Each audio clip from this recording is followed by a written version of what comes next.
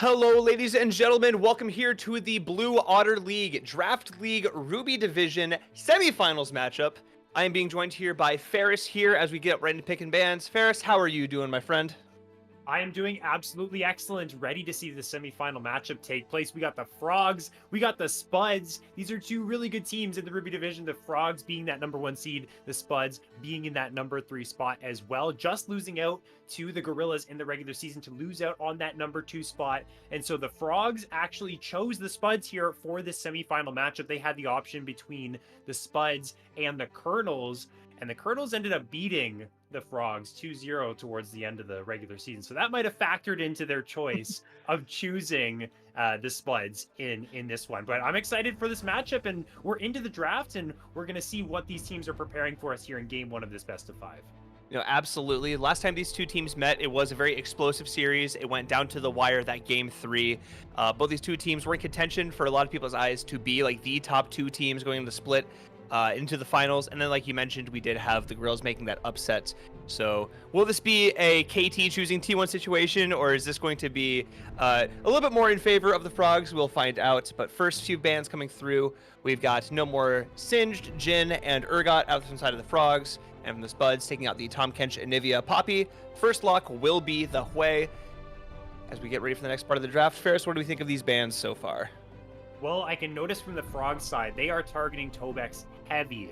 The Urgot band, the Singed band, these aren't necessarily champions that are just overly strong in League of Legends right now, but just two champions that Tobex plays very well and has played a lot of in Blue Otter Draft. So they're targeting him heavy. I love the Ambessa pickup Ooh. from the Spuds as well. It is Ooh. Cactus Thief, who's played this champion many times, and we know how powerful Ambessa is on this patch. I'm really excited to see this pulled out. Absolutely love the Ambessa pick coming too, as well does technically serve as a flex in case Tobex has been practicing it in secret. So it does hide a little bit of what their draft plan is going to be. Meanwhile, they are answering the Syndra into the Hwei. Um, I've seen that matchup played a lot on the pro level. I've seen that matchup played a lot in solo queue. Doesn't ever go great in my games, but I can see how that pick could be seen as an answer, otherwise just being a power and comfort pick for the side of the Spuds here. Meanwhile, it's going to be the Frogs taking that Renekton to lock in their solo lanes. And if this does end up being a match into the Ambessa, I've seen some kind of differing opinions, but I personally don't mind it as an answer. Curious to see what they might be thinking here. Feeling comfortable putting that one inside of Joni Jr.'s hands, as it will be the Urgot being their final pick here. The Renekton I've heard has been a good matchup into Ambessa. Now, obviously, I've played a couple solo queue games. I've had a Renekton on my team play into the Ambessa. I don't know what they're talking about. The Ambessa was still monstrously fed. So if it is going into Tobek's hands instead of Cactus Thief in the jungle, maybe that's the Frogs' point of view is let's get that Renekton matchup. But they're going to lock down the Ornn now for the side of the Spuds. And so we do know now that this is an Ambessa jungle that will be playing into that Udyr as we step into the next round of bans as well. Yes, definitely. Both teams locking in their top halves of the map here, as we do have that lock in as well. This does open up quite a few more bans to go to the way of these two bottom lanes, which we were talking about this a little bit. We'll Show Them All versus Versailles is an incredible matchup on paper here between these two teams. Just two of the absolute top 80 carries in this division are going to be going against each other. Last time it was a very explosive and exciting matchup, and now this time, we're going to be seeing potentially some deep cuts coming out here, as we're seeing a couple of bands going to the support roles here. I want to see some very fun, skill-intensive matchups between these two, because we were talking about it. They were in like the top 5 in most categories for like DPS, like CS stats, just across the entire league. And I don't know, I just would like to see how these two teams do go into the last couple picks here in this draft, see how they can capitalize on two so strong players. Absolutely. It's really exciting. And you can see the priority that both teams have put on their bot lanes as well, saving those last picks for them, trying to see if anyone's going to bite on giving any type of information as to what support they're playing, what AD carry they're playing.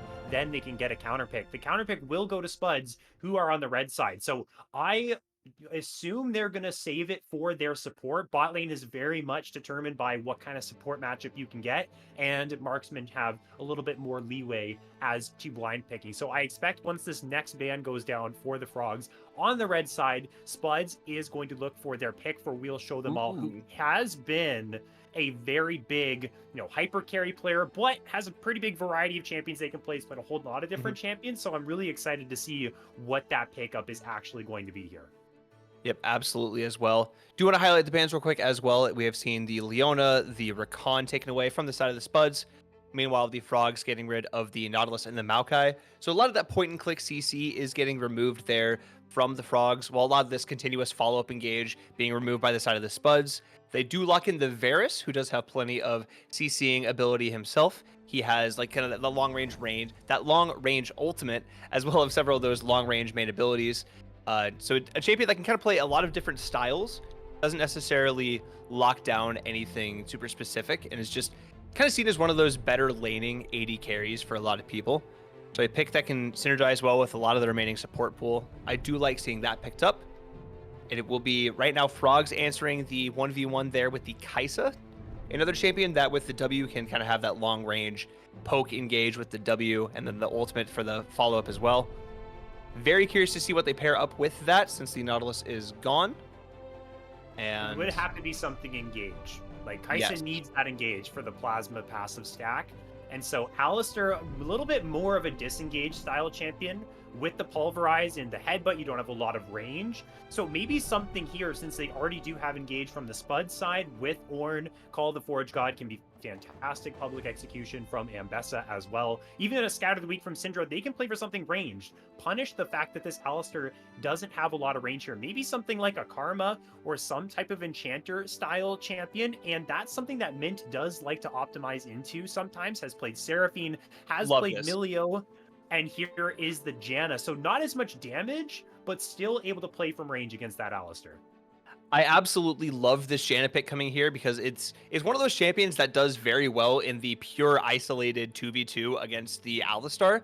It's one of those that you see Alistar headbutt forward and you just immediately cast your Q. Just snap cast it, deny the engage. Has those fat heals coming out that come out very often with the E passive combo. And then just the big get away from me and my friends ultimate. Just a champion that relies so heavily on the disengage while also offering that follow-up CC. I'm just a very big fan of this champion right now, and I do like seeing it come out here for the side of the Spuds in this comp. There's such a big dive presence on Frogs as well. They have the range in Hui, but they want to go in with Alistar. They want to maybe get the first CC from the Renekton on a stun, an Udyr from the Blazing Phoenix stance, or not the Blazing Phoenix, the Blazing Ram stance that does give you that stun. Open it up for Kaisa to jump into the fights with Killer Instinct and try and pick someone off quickly, but that's going to be really tough to do unless they get onto the Syndra, unless they get onto the Varus. Then they also have the Janna, like with the Monsoon, you were talking about, can push people right on back. It's very valuable here, and it's going to be tough for them to actually get onto those priority targets if it's played really nicely from the side of the Spuds. Yeah, I do like just the idea of how that comp is like. Spuds very much want the Frogs to like fight into them and have like this comp that does so well against dive, because you're talking about how Syndra is one of those priority targets as well, but she does have the ability to outplay a dive with her W as well.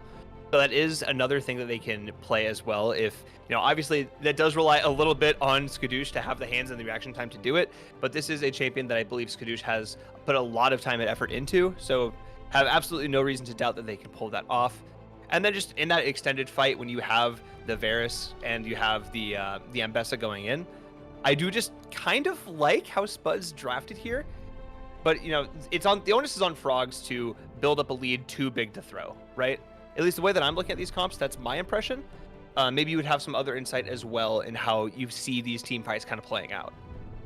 I see for Spuds, they want to start the fight. Chains of Corruption, Scatter the Weak, huge pick tools. Call the Forge God can start a fight as well. Even just public execution from the Ambessa to get onto a backline member like maybe the Hui, who has really no answer into a champion like Ambessa, who just dashes all over the place. As a mobile Hui, you're just screaming for your life right there. Unless you can land that fear, it's pretty game over for you unless you have any type of other peel. So they want to go first.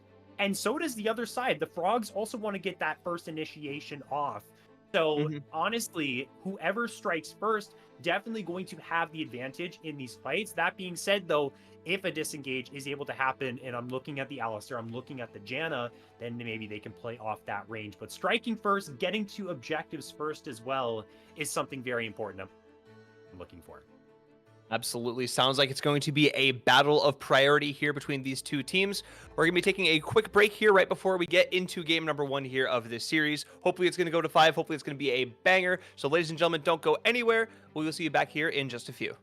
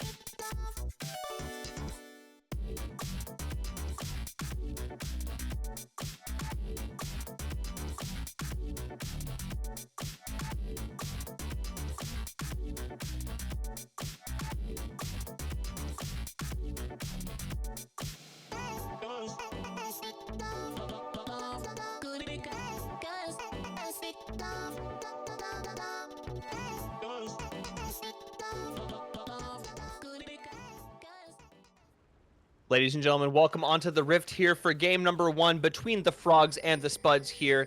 Once again, this is Blue Otter League, Draft League, Ruby semifinals here. On the blue side, we have Jody Jr., General Shepherd, Molly Wops, Versailles, and Coach Pizza. On the red side, we have Tobex Lol, the Cactus Thief, I Am Skadoosh, Will Show Them All, and Mint KMZ. We are here for a fantastic game number 1, as both these teams starting off with just a standard 5-point here, waiting for some action to take off, maybe a little bit later.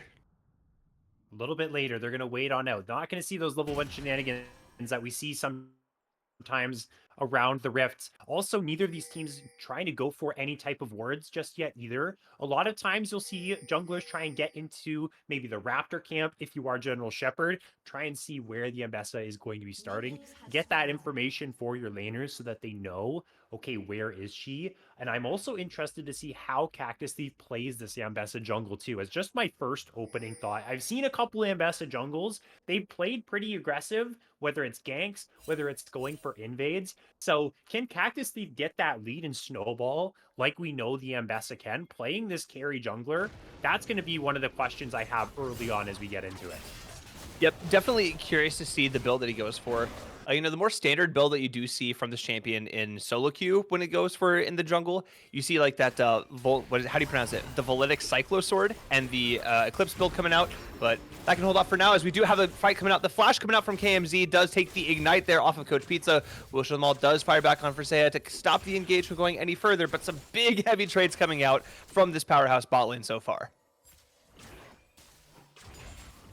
In this trade, it looks like KMZ and Will Show Them All wanted that cheese in the brush, but Versia and Coach Pizza, they just hold their ground. They don't really care about this. But with the low HP on Versia, it is the full HP Varus. That's the damage dealer in this lane. They are going to get priority here, and it's going to be the health potions that are going to bring Mint back up to speed in the health department. Something of a luxury that Versia doesn't have with just that one health potion compared to the two. And they hit level 2 first, so look, they're getting here big for the side of the Spuds bot lane. Absolutely massive coming out from them. Both their members back up to full health now. They do have that big HP advantage, as right now the Varus is just continuing to poke down this much shorter range Kai'Sa. As taking a quick look into the jungle as well, we do see Udyr is up a camp ahead of the Ambessa. Could potentially make a first move on the map, or if he decides to just go for another full clear, that is certainly possible as well.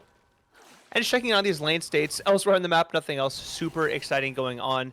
It is just really this bot lane where a majority of this early game action has been taking place. So both these teams right now just kind of playing out these early levels, not looking for anything just yet, but potentially with the Udyr and the Ambessa on the bot side, could start seeing some fireworks down there.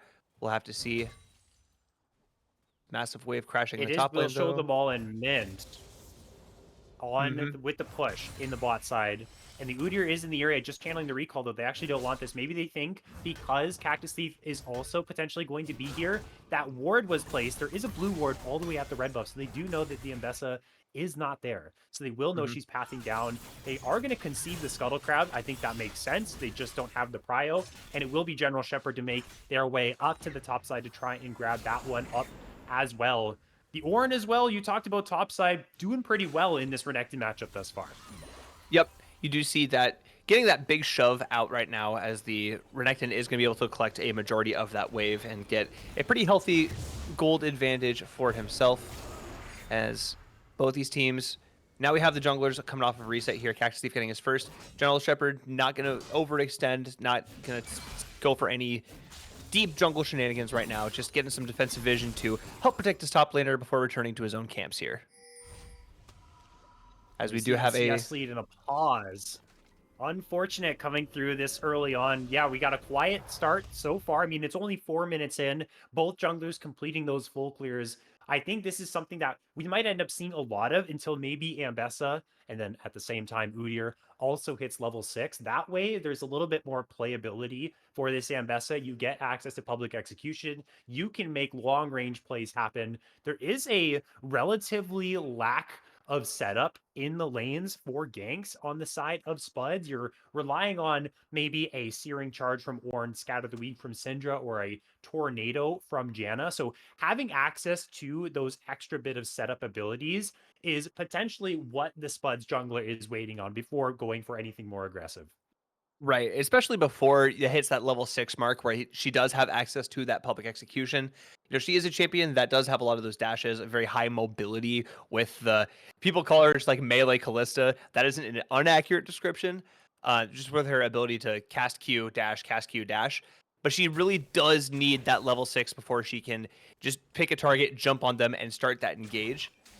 Yeah, as well waiting for that level 6 just to help get maybe increase that clear speed a little bit as well. Because right now you already see she's just now getting to her first reset when you have the Udyr already in the middle of clearing his next camp. So just that if this does turn it into a jungle farm fest, I do personally favor the Udyr as a champion that can just clear more waves and more camps way faster. We're going to see if anything changes up around the neutral objectives that are spawning soon. The Dragon is going to touch down. Their Grubs will follow up a minute later. And with the bot lane priority, I think it's a really good idea for early focus on these Dragons for Spuds. And that's exactly what Cactus Thief is doing right off the spawn. At the very least is sweeping it out. Now is going to start it here. And the Udyr is in the area. General Shepherd on the Raptor camp, and is going to make his way into the jungle as well. So right here, Dean, we could be seeing some scrappage happening if Shepard ends up spotting this out. This could be the first fight. General Shepherd is the first one to jump in, but Cactus Thief has backup.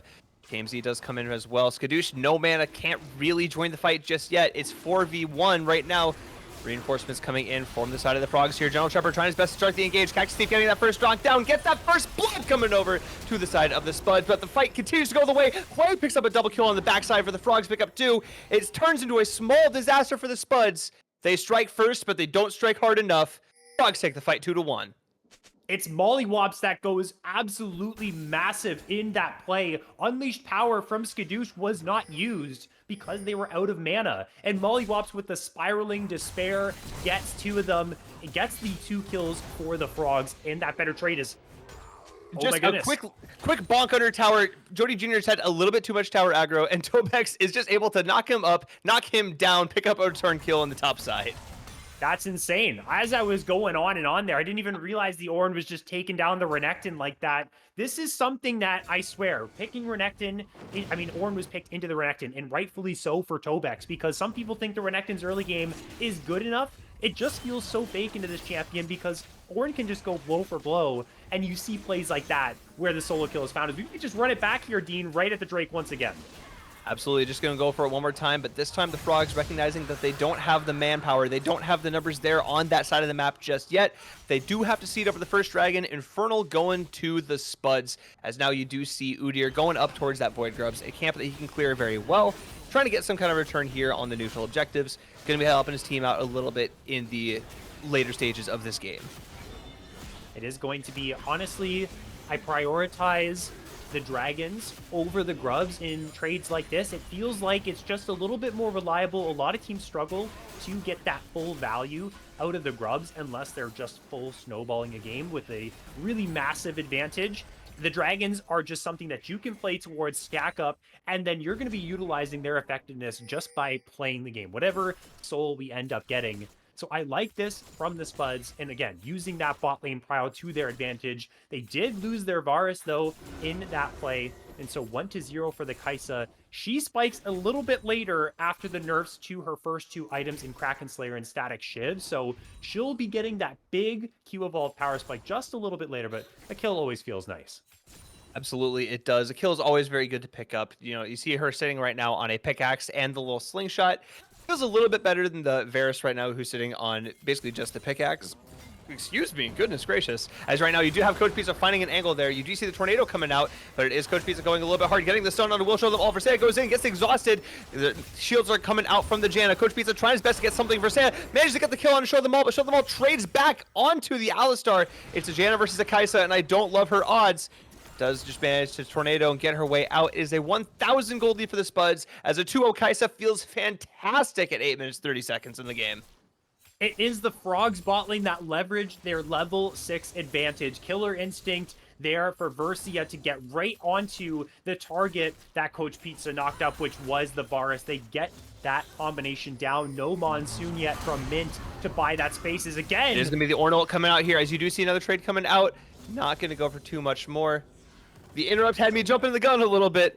But it does see the ultimate coming out for Jody Jr. as well. So low health will likely have to retreat here from the Ornn, who is just continuing to establish that he is the ultimate paladin, mage, tank, fighter, sorcerer, druid, warlock, whatever else the D&D classes, blue, All mana, of the swamp. above. Yeah. Yeah, Ornn, baby. We gaming. We gaming. This is a real, I mean, again, having such a good time up here is Tobex. And that's another thing we haven't really talked about yet about this Ornn is the ornaments that will come through as more levels are acquired here for the Spud side. So things not going the greatest in the bot side for them. It's now Static Shiv online here for Versia, working towards that Q evolve and feeling really strong. But if they can stabilize this game for the Spuds, get those ornaments, might go a little bit better. But we're going to see a gank in the bot side. It is going to be a counter gank coming out as well from Cactus Steve. Does get the first jump, half health already onto General Shepard here. Versailles does have that, but it's not going to stop the Udi from getting rooted up here. The Suns, the CC's coming out here. Knock up onto Cactus Steve. Coach Pizza trying his best to redeem this 1-0 kill, but it will be the Janna firing the Monsoon, keeping the fight in the favor of the Spuds. The Spuds, good counterpunch. It was the Udyr that got there first, but they did not realize that Cactus Thief was waiting in the wings inside of that Pixel Brush to make things happen.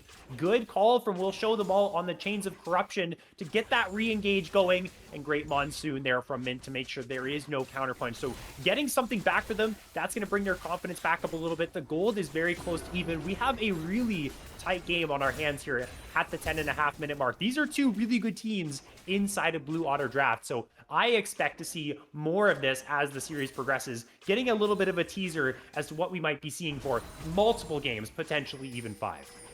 Absolutely looking that way. And it's one of those things that I do want to commend the Spuds for as well. We'll show them all. Right now at a rocky start, this 1-3-2. The rocky start cannot be said the same for the rest of his team necessarily, as Tobex is currently just eating a little poke there from the top. But being a 1-3 Varus doesn't feel fantastic when you see a 2-0 Kaisa on the other side that's already completed their first item. And it doesn't feel fantastic to get killed on the bot side as well, as Versailles just pick up another one. Feels even worse to see a 3-0 Kaisa, as this is just kind of the mental warfare that they're going to have to endure on this bot side, right? Every single time they're in this 2v2, it feels like they're eating some kind of a kill right now, and Versailles just is continuing to stack up this advantage and continuing to snowball even harder, which we kind of outlined earlier was one of their early game win cons. Versia and Mollywops, the bot laner and the mid laner for Frogs, they are getting it done right now. And the 2v2 has just been seamless thus far for the Frogs bot lane. It's just disrespect on the side of Will Show Them All getting too close to the Alistar, and then Kaisa is just going to blow you up. We talked about getting an engaged support for the Kaisa to layer those plasma stacks onto. That's fantastic, exactly what they've been getting. They are really strong here, but it's still the Spuds that decide they want to start up this Drake. Let's see if they can get into the pit and stop it from happening. Yep, Spuds are starting it off. Cactus Thief is eating a lot from this Ocean Dragon coming out, but it will be the Alistar to get the engage up. The public execution does take down the Kaisa. Big shutdown there. Going over to Iam's Kadoosh. Monsoon is coming out, trying to eat a lot of this healing. It will be Blue Team taking the Dragon. Right now, Spuds trying their best to run away, trying their best to maybe continue this fight here. But unfortunately for them, Mollywops is able to help guarantee the getaway. They do see the stun landing on the Coach Pizza. Does force the flash out again. Full show them all. Flash E, not necessarily the greatest engage tool. And we will see them running away here, picking the kill on the Kaisa, but trading the Ocean Dragon in exchange. A bit too overzealous from Will Show Them All. There really wasn't that follow-up off the hail of arrows. But we do see the shutdown onto the Kaisa. It goes to the Ambessa as well. That is someone you most certainly want your gold going on to. We know of the pop-off potential of the Ambessa. We've already been talking about it so much. Public execution, you saw it in that play. As an ADC player, this has happened to me so many times in the small amount of time that Ambessa has been released. Exactly what happened to Versia, sitting in the backside, thinking you're all good to open up and start hitting and dealing DPS, and all of a sudden Ambessa has teleported directly onto your face here because public execution doesn't hit the first target, it hits the last target. So you, as the backliner, are the one in danger when that happens, and such a good ultimate from Cactus Thief turns that fight around. Absolutely does. You know, we've all seen Arcane at this point, and if you haven't, plug your ears for the next 30 seconds. It's that scene when Ambessa is fighting Caitlyn. That's exactly what it feels like. The ADCs just don't really stand a chance whenever Ambessa, this big muscle mommy, just decides to descend with her fist, gauntlet, axe things. I don't know what to call them. They're cool, but they're weird. As you see right now, she is going to have to try to use those to get away from potentially a big engage here, as she is walking into a bit of a danger zone here. Frogs are setting up a little bit of engage, baby. as it will just be them getting some vision, scouting out where the Ambessa is, as they have 3 on this top side here. Are going to be looking to turn that into a play here onto the orange. See the Alistar showing. Tobex recognizing play, sniffing it out. Not getting caught out yet, not getting caught into a deadly situation. As General Shepard also calling off of the Rift Herald, realizing that play is not here, will go back to his camps and continue to farm up to grow even stronger for the next fight. I love that, and shout out to our observer, Chippy, from canceling out that fog of war there. It made me think Ambessa was walking into danger when there wasn't anything that was actually there. So building the suspense, I really like that. They decided not to go for the play. Ambessa going to be all right. Cactus Leaf in their own jungle. Rift Herald is alive.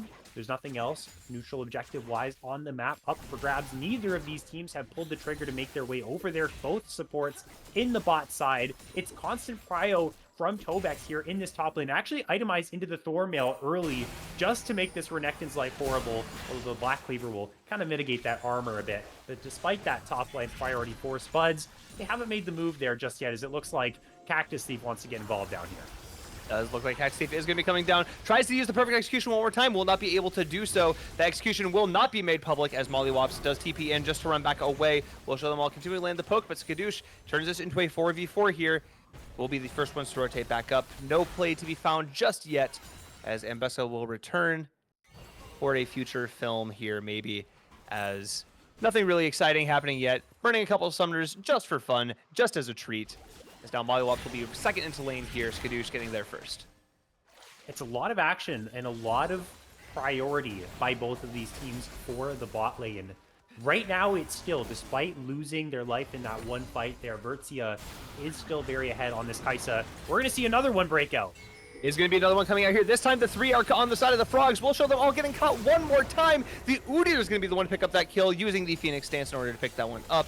As Janna not able to do anything. She can't disengage from all 3 bad guys running at her AD carry. Meanwhile, Skadoosh and Mollywops are trading ultimates here in a very big way. Skadoosh does end up on the better side of that in terms of health bars, but Mollywops able to stabilize the lane. Currently a 20 CS advantage here in the mid lane for the side of the Hwei. Both mid laners have been able to avoid death thus far in this game. We see a 400 gold lead for Mollywops with that extra gold in their pocket. Going to be doing nicely for them. And Tobex is just going to find some more trades onto Jody Jr. Might commit the call of the Forge God here. No, isn't going to end up doing it. But we see a very tight game. And again, Rift Herald still live on the map, waiting for someone to pull the trigger on this objective. It's really powerful, especially, well, we have only 3 grubs that actually did get taken out. So we don't necessarily have a team with 6 grubs, so isn't super enticing for a team with who would have had 6 grubs and would have liked that Herald for that reason, but you would want it anyways, and I'm waiting to see which of these teams moves on to it first. Could potentially be seeing that Rift Herald get a play for it in the next 2 minutes, but we will be seeing a play right now. It is going to be Syndra trying his best to survive this. Does not have the flash, does not have a way out. It's going to be Skadoosh barely staying alive until the Hwei does get the knockdown there. The paint will splatter and it will paint a canvas upon this Syndra. Going down here, 30-second death timer. Another kill for Mollywops. 3-0-0 on this Hwei, as his team will then pick up this dragon, starting the Cloud Drake for number 2. It's an excellent pickup right before the Drake. This really hinders the ability for Spuds to be able to contest this. So it should be 2 Drakes locked down. Cactus Thief was hovering in the area like he wanted maybe something, some type of steal, but isn't going to be able to grab that. First turret as well for Mollywops on this Hwei. A huge injection of gold with that kill, and now the first turret blood shutdown is just going to be able to, and I wonder what the lane assignments will be, push in mid a whole lot and just make the life very difficult in the mid lane for the Spuds. The Hwei has so much access to wave clear with that ability, so we'll see if they do move their bot lane up into mid lane. I would think that they would. Let's take a look at Jody Jr. It's going to be Jody Jr. getting collapsed on a 2v1 here, as Tobex does commit the ultimate. Sidestepped from the side of the Renekton. The Croc got feet, and Tobex will unfortunately not be able to continue that play any further. Cactus Thief takes what he can get. It is the flash burn, so you're at least getting something there for the ultimate, but nothing else, as potentially the Frogs here looking to just back off across the map, looking to reset, maybe looking to spend a little bit of time here on the top side of the map, try to knock down one of these side lane towers.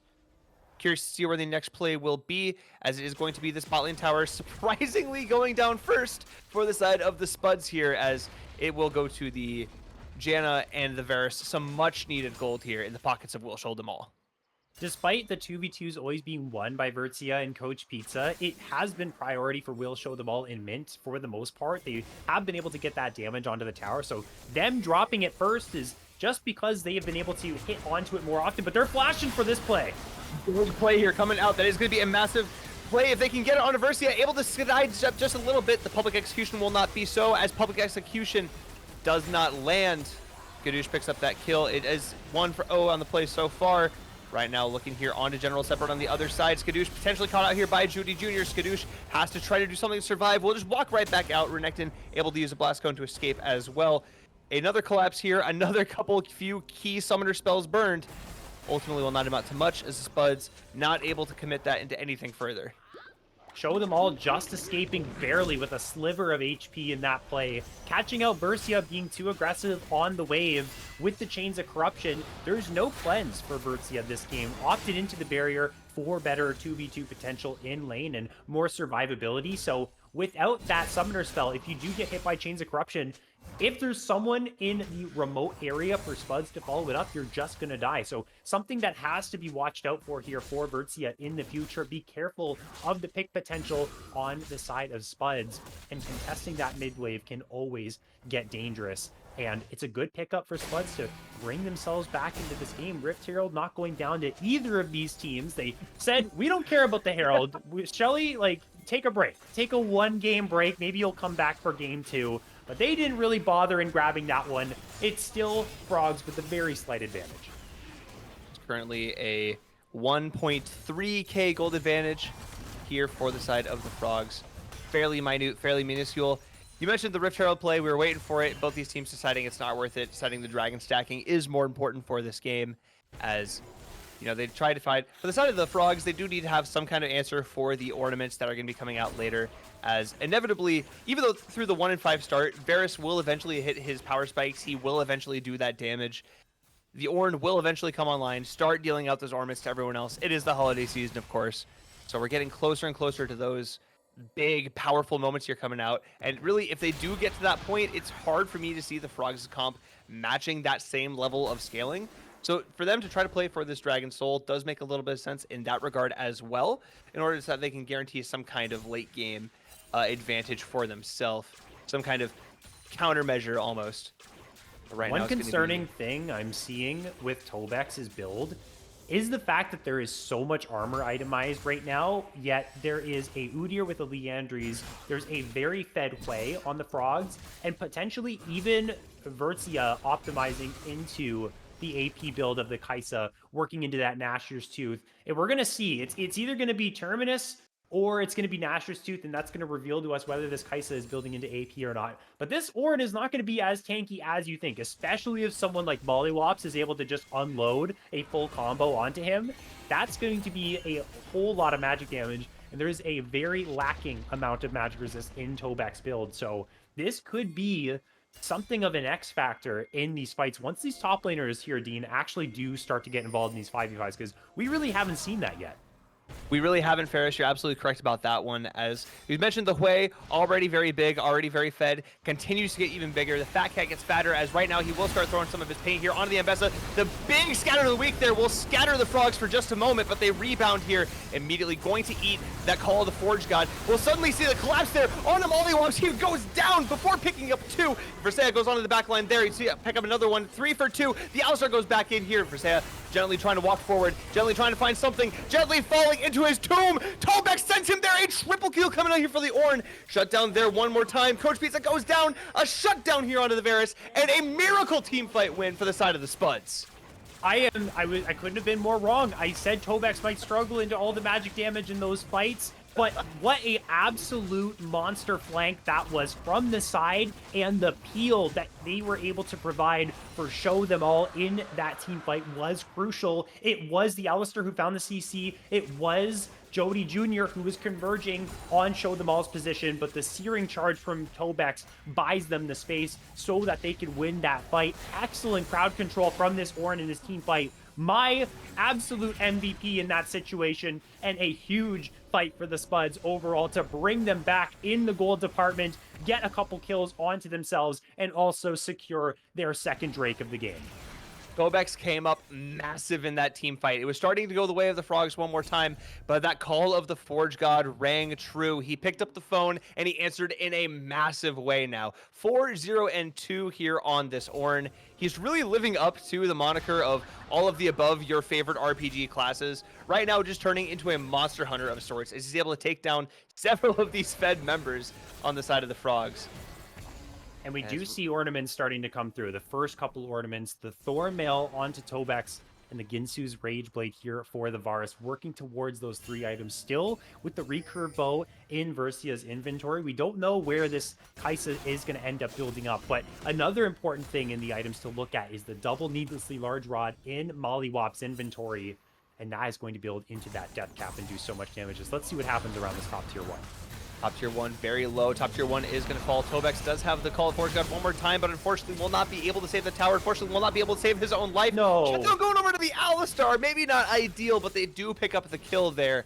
So it is a lot of gold getting swung over to the side of the Frogs, but unfortunately not the member that you want to see it go on to. Still picking up the kill, still in that positive, of course, but, you know, could have been optimized a little bit more. Could have been maybe played a little bit better, or at the very least differently there. As now you do see the Frogs beginning to turn their advantage here. Are going to go on to KMZ. Does force the flash there out from the Janna as Cactus Thief trying his best to turn something, trying his best to get something out of here. KMZ trying his best to stay alive, trying his best to get over the wall, and does so. Cactus Thief barely not able to fall, barely stays alive. Skadoosh picks up a kill on a Jordy Jr. It was a bait all along. General Shepard going too far forward. Cactus Thief remains huge. He remains massive in this fight. Skadoosh gets knocked alive before Varsea has to flash back in. General Shepard still alive, will not go down. This Udyr is tanky. This Udyr will run. This Janna will take him down. The tornado comes through. Another kill goes over on this Varus. We'll show them all has recovered a 3-for-1 team fight here. Maybe continuing on. Tobex does go forward, consumes the rest of that Hwei kit, consumes that Hwei ult. Things finally settle down now, as it's still a gold lead for the side of the Frogs, but a massive swing once again in the favor of the Spuds. They just chased too far, trying to take down Mint. Once you get Mint's Flash, okay, you've caught out the Janna. You got Janna Flash. That's a pretty good summoner spell to get out. They chased way too far, following it up with the flashes. Mollywops wasn't even there for this fight. Your strongest member in the Hwei could not participate in such a pivotal fight around those towers of the Spuds. Now this opens up for the Baron. Mollywops trying to do something to steal this away, but they do have the smite. They have the advantage. They take down the Baron. They're looking to take down this Hwei. Is going to be a clean take there on the Baron as well. Mollywops does have to force the flash. You do see that come out. Trying to land a little bit more poke. Tobex missing that stun. That could be crucial. The ultimate goes unstoppable. The ultimate comes out. College Forge God not able to hit it. Gets stunned up too far, too much in time. Monsoon not able to keep him alive. Mollywops able to pick up that kill. Cactus Thief picks up one in return onto Jody Jr. Will show about free firing. Will not be stopped here. He shows him to his grave. Udyr goes down. A 2-for-1 kill off of the Baron. Mollywops is alive, but at what cost as 2 of his teammates fall? As Spuds now have to try to find a way without waves to defend this tower. They have just barely enough members, but their health bars are low. They will need to return to base here so they can leverage this Baron buff that they finally obtained for themselves. Mollywops was doing a lot of damage in that fight, and on the back end of the fight, when they were sieging that tier 2 there just a second ago, did use Spiraling Despair and completely missed on his target. I wonder if the Spiraling Despair, I couldn't tell if it was on cooldown in that fight, but if that came through for Mollywops, who already had everyone down to 40% HP, then that could have been enough to find a couple kills at the very least for the Frogs. Right now, it is show them all on this Varus. Wits End completed so much attack speed that is on this champion. Lethal tempo as well, and you can just see them ripping through the front line here from the Frogs. So they do maybe have to play a little bit more conservative, or at least find a way onto that backside, or play the fight slow for Mollywops to find the right combos in these plays. That's definitely something they have to start thinking about now, as we do get closer and closer to that being a crucial point in this game. Finally, another tower is going to go down, though, on the side of the Spuds. They're deciding that they can sacrifice this dragon. They don't need a third Cloud Drake. What they need instead is to get some of these towers to continue to leverage this Baron. I do like this call coming out from them. I do like this decision that they're making, just continuing to push down on this top side as they have a couple of minions here. As really just, you're forcing the Frogs to take a bad trade right now. As you do, the ult does land on Jody Jr., but it will fall to not too much. That kill does go down the way, does get shut down there. Just immediately gets under the tower, immediately gets the poke, and gets the kill there. We'll show them all is back online. After a terrible lane phase, He is now fully online here. The rest of his team continuing this siege here. We have the wave under the tower with double cannon waves. The Alistair jumps onto the backline. KMZ keeping him alive. Negating that engage continues on from Tobex Lol. The ultimate does come through. Caller the Forge God calling his team forward. Public execution comes down on Versea. Does be able to get out. Shadow Shepherd running in. Coach Pizza falling down. Cactus Thief continuing to go forward. Picks up a double kill here on the Ambessa. Looking one more time onto the Versea. Looking one more time here. Has to back off. Picking up the inhibitor there for the team. Continuing on this push. Still has the double cannon minions. Has another wave coming through. It is 5 versus 2 here on this map. Jody Jr. and Versea have to become gods to do so. Do manage to pick up that kill onto the Ambessa. It's still 4 alive, but they have Mollywops beginning to respawn. Starting to get scary. You don't have your wave anymore. You no longer have your manpower. No more have the Baron buff. We'll show them all trying to get something on Versea. Skadoosh has to eat that ultimate. Has to eat the whale. Will fall down. Mollywops picks up another kill for himself. Has to run. Has to eat all of this poke on the way out. Tobex, KMZ, will show them all. Need to escape. Jody Jr. trying to find something. Mollywops trying to find something that is going to be the ult coming out. Varus lands it.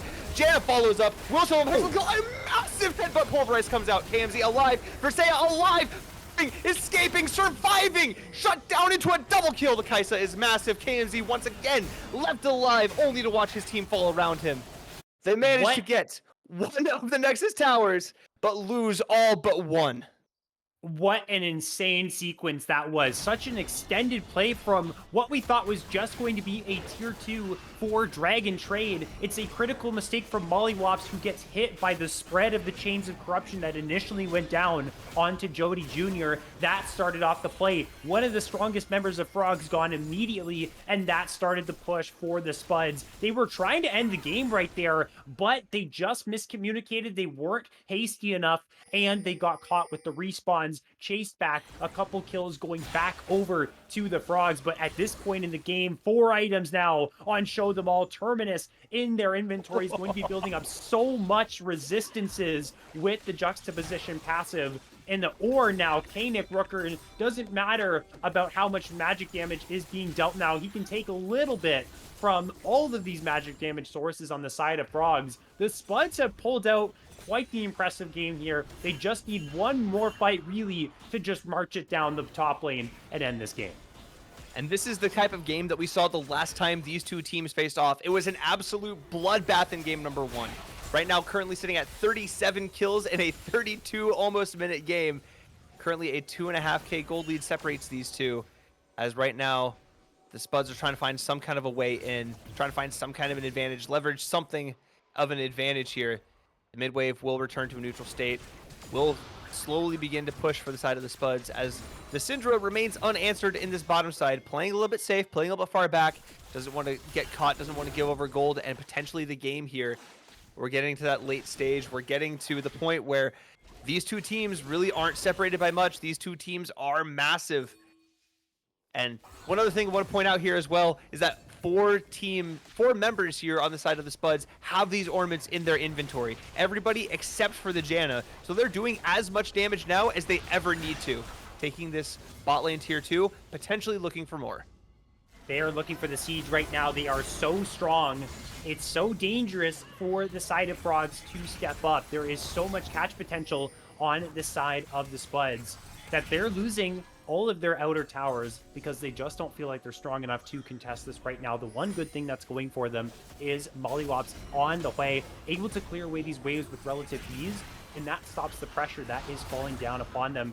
They might be looking for a fight here. They do know that if they can grab this Drake, it is going to be the soul for Frogs. I just don't feel that in this current moment, they are in a strong enough position to fight, but they do have their key items on their carry. So if they can somehow find some type of avenue onto the backline, then that can be their way. But if they do end up losing the Drake, it isn't the end of the world since it isn't the soul, but it's just going to be the Spuds jumping onto the Baron. They have enough damage here with the Ambessa, with the Syndra, with the Varus. They catch the Frogs with their pants down a little bit. See an angle here to be thieves in the night. Just take this buff here. Just out of nowhere, unexpected entirely on their way out here. KMZ does pop that, is able to get out. Tobex eats the ultimate. It does Managed to get slowed up, knocked down a little bit. Misses the call of the Forge Guard, but it doesn't matter. Charter Shepherd will go down. The ultimate comes through. They do see an opportunity here to get down on this Alistar. Coach Pizza will fall. Jody Jr. forced to run. Versailles and Mollywops forced to try and fight, forced to try and poke. Immediate flash forward from Cactus Jr. Manages to get that public execution. Not able to go any further than that, unfortunately. Gets turned on, gets chunked to half health. Jody Jr. trying to continue that. Tobex trying to continue, trying to run away, buy some space, buy some time in order to stall the rest of his team, in order for Will Show Them All and Skadoosh to end this game here. Trying to push, to continue their shove here into their base. Versailles is distracted. Versailles can't do anything. KMZ puts the Monsoon just for the hell of it. As right now we continue on, focusing on the base. Varus and Skadoosh coming in with the wave, with the Baron, trying to get stalled. Stalled for just a little bit. Mollywops doing his best, but will not do so. Nexus falls. Spuds pick up game number 1 here in semifinals. 23 kills to 17. Massive win. What an incredible game from the Spuds. It looked really dire for them in the bot side, but then a couple plays go their way. They leverage the strong backline that they had. Fantastic peel from Tobex on the Ornn. I think the play that really transformed this game was when Tobex went crazy, found the Call of the Forge God flank. That was the play that really put this game into the momentum of the Spuds. And they ran with it. There are all those pick tools. There was many moments in this game where different pick tools ended up being what the Spuds needed. The chains of corruption from Show Them All in the top lane tier 3 to take down Mollywops, open up the base, and then the engages from the Ornn as well. Public execution from Cactus Leaf started off many plays here. They played so well as a team, and they protected that AD carry so nicely as Dean. 44,000 damage for Show Them All on the Varus. And Ferris, you wanted to highlight that. I want to highlight that as well. Varus had a very terrible lane here. Like, let's be completely honest here. Gave up, I want to say 4 solo kills to the Kaisa, and just did not matter. It was such a good job here from the Spuds. Just wait until they hit their item spikes before they continued forward, before they continued to take these fights. And then once Tobex got that big swing, he swung a lot of gold onto himself, but also quite a lot onto Will Show Them All. So he was able to recover from that lane phase incredibly well, able to put up an impressive 44k damage here. And they just played very well once they hit their level, once they hit their swing, started using the Baron to their advantage, and just eventually got too big for the side of the Frogs to handle. Just really excited with how they played this game number 1. It was an absolute blast to cast. And I do want to say that the Frogs definitely did show quite a few signs of life here. Mollywops was definitely the highlight, as he was just so massive on the way. The front line felt very lacking, though, for the Frogs. If we're going to identify something that really didn't do its job as effectively as they wanted to, it was the amount of damage that Jody Jr. and General Shepherd could soak up there. It was too easily eaten through of a front line from the side of the Frogs. And a lot of damage from Mollywops, not that much from Vertsia, because it was really hard for the Kaisa to hit in these fights as well. They didn't quite find that backline dive that they wanted, whether it was because the Janna was providing so much peel, or they just couldn't find the right angles. You have Renekton and Udyr, 2 champions that can flank, but in this game, we're just running in a straight line at the front line of the Spuds, like Tobex, who's ready to peel for the rest of the team. So it felt like composition-wise, execution-wise, it was just more there for the Spuds. You mentioned the execution-wise turned into a public execution of sorts for game number 1, as I do really like how the Spuds came off. Excited to see how the Frogs do manage to bounce back into game number 2, if they will. This has been game number 1 of the Blue Otter League Draft League Ruby semifinals. We will be back in just a minute with game number 2. Ladies and gentlemen, don't go anywhere.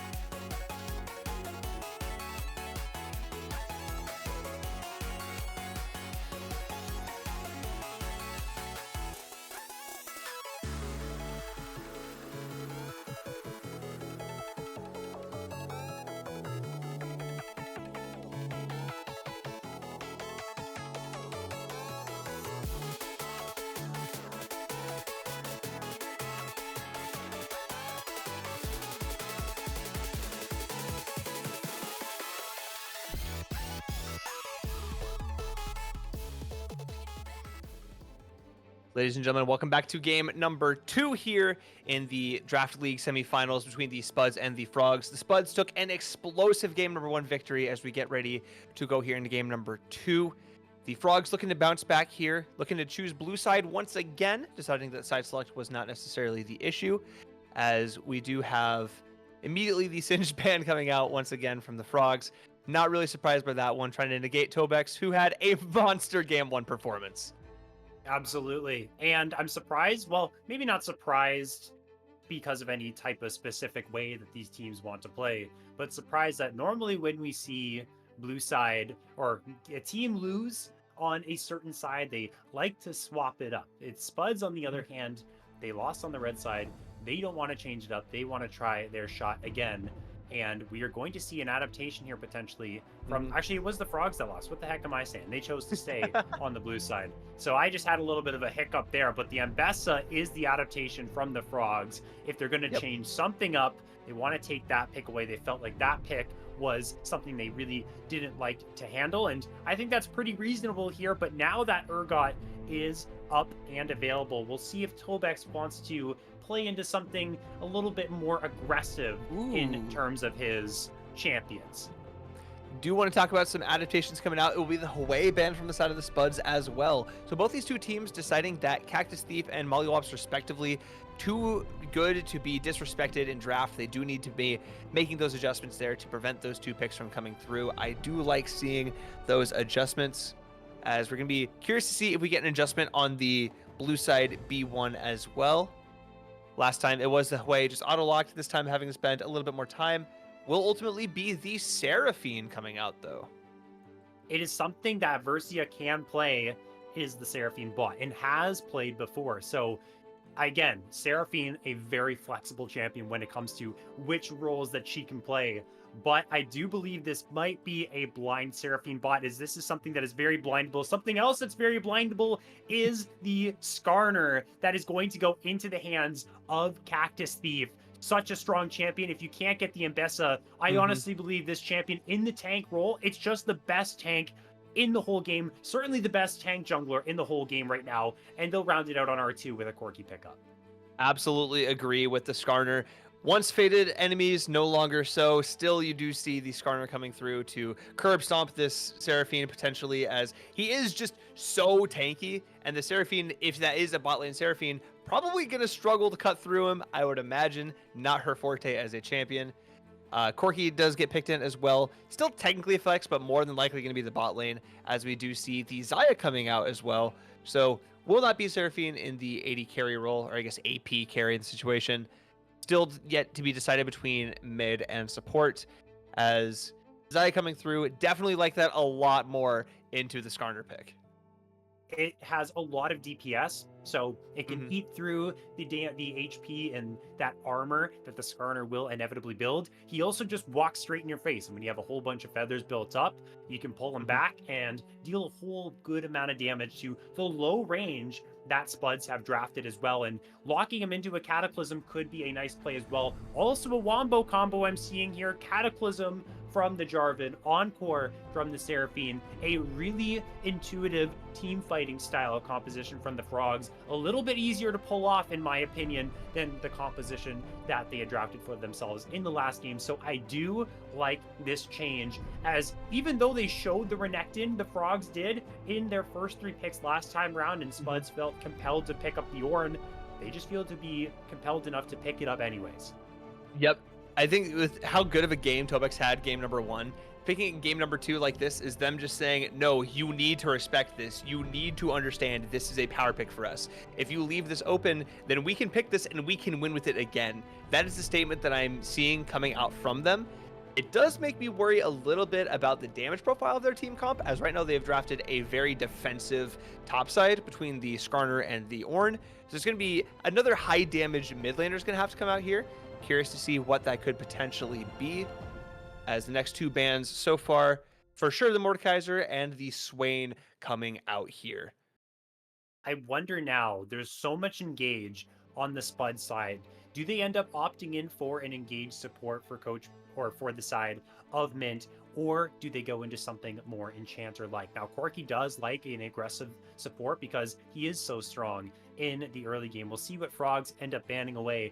And if they do target that support role, rather than the mid lane there with that first ban going towards the mid lane and Skadoosh, I wonder, is it going to be maybe something like the Senna here for Mint, which wouldn't really make a whole lot of sense. Something like the Nami. Nami does really nicely with the Corki as well. We could see something like that. I'm only brainstorming this because of the fact that they already have, like you said, a very tanky top side. There's the Nami that's going to be locked in for the Corki.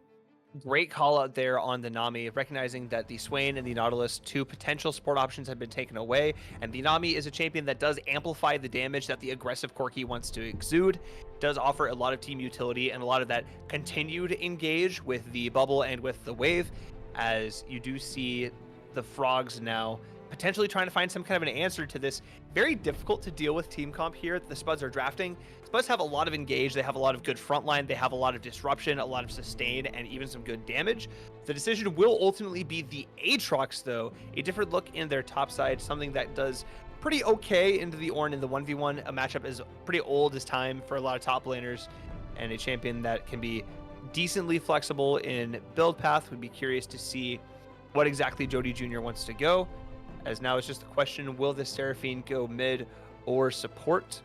Personally, I would like to see it go support so you can get another hyper damage mid, and it will be so. The Anivia coming out, the ultimate wave clear. No, you cannot push this wave champion. Yeah, the Glacial Storm does such a good job of being that nuisance when you do want to siege these towers into Ornn and Skarner as well. These two champions that are going to sit in front of you and just face tank all the damage for the Corki, they are just going to sit inside of that Glacial Storm and cook. So a really nice pickup here for Mollywops. This is a champion they're very comfortable on. Let's see what Skadoosh has in response. There is going to be the Aurelion Soul. They needed something with magic damage because they are severely lacking that in their composition thus far. They picked that one up. They have fantastic scaling once again with ornaments, with Corki, and with the A Soul now picked up for Skadoosh. So I do like the composition a little bit better from Frogs. The last time they were it was a little bit sketchy. They had a lot of things they had to get done. They had to be the first ones to go in. They didn't quite get that. This time around, I feel like they have a little bit more agency. Definitely do like the adjustments that the Frogs have made with their draft. They have a very clear go forward Jarvan ult, Jarvan Cataclysm, as well as just the EQ combo for like their primary engage. Tons of ways to layer on that CC with the Seraphine ult coming out, the Anivia Q to get the stuns, continuing on to do all the rest of that stuff, and layering that CC. Good fight there. Now, the Spuds as well do also have an ability to layer some of their CC on top of each other. You know, you have the Ornn ultimate, the wave, the big Aurelion Soul, giant star bomb. I'm really excited to see this game because it looks like both of these two are going to be significantly more explosive. I do like what we're seeing here from this game number 2. Both mid laners are going to be looking to scale into that later game as well. So these fights, as they continue to go on, are going to continue to be more and more explosive. I'm just kind of looking forward to how this game is going to turn out. If the Frogs have the lane phase that they did like last time, I think I'd favor them a little bit as well. They do. They were the ones that were winning out in especially the bot lane, more specifically mid lane for Mollywops was pretty good as well. It really just came around the team fight time that they started to falter, and there were some specific things inside of the Spuds composition that they didn't quite account for and ended up being their downfall in game number 1. Now this time the bot lane is completely different. Corki, again, like I was saying earlier, very, very strong. One weakness of Corki is getting outranged by a lot of champions with Xayah. Not a problem, and it's 2 enchanter supports here, so it is a little bit less cut and dry of if you can get the CC down and the engage off of onto the AD carry. Nami gives Corki that extra bit of damage with her bubbles, and it will be something that they're going to have to play around, see how well these teams can trade from range. It's double range bot lane. It can get very messy, and I expect a lot of the action to be happening down there once again. Absolutely agree with that assessment, agree with that statement. It is going to come down once again to execution between these two teams. None of the public variety, but definitely of the hands variety. Will the Spuds pick up to a 2-0 lead here, or will the Frogs begin to bounce back and take us to even match point? Only one way to find out. Ladies and gentlemen, stick around. We'll be back in just a couple minutes with game number 2.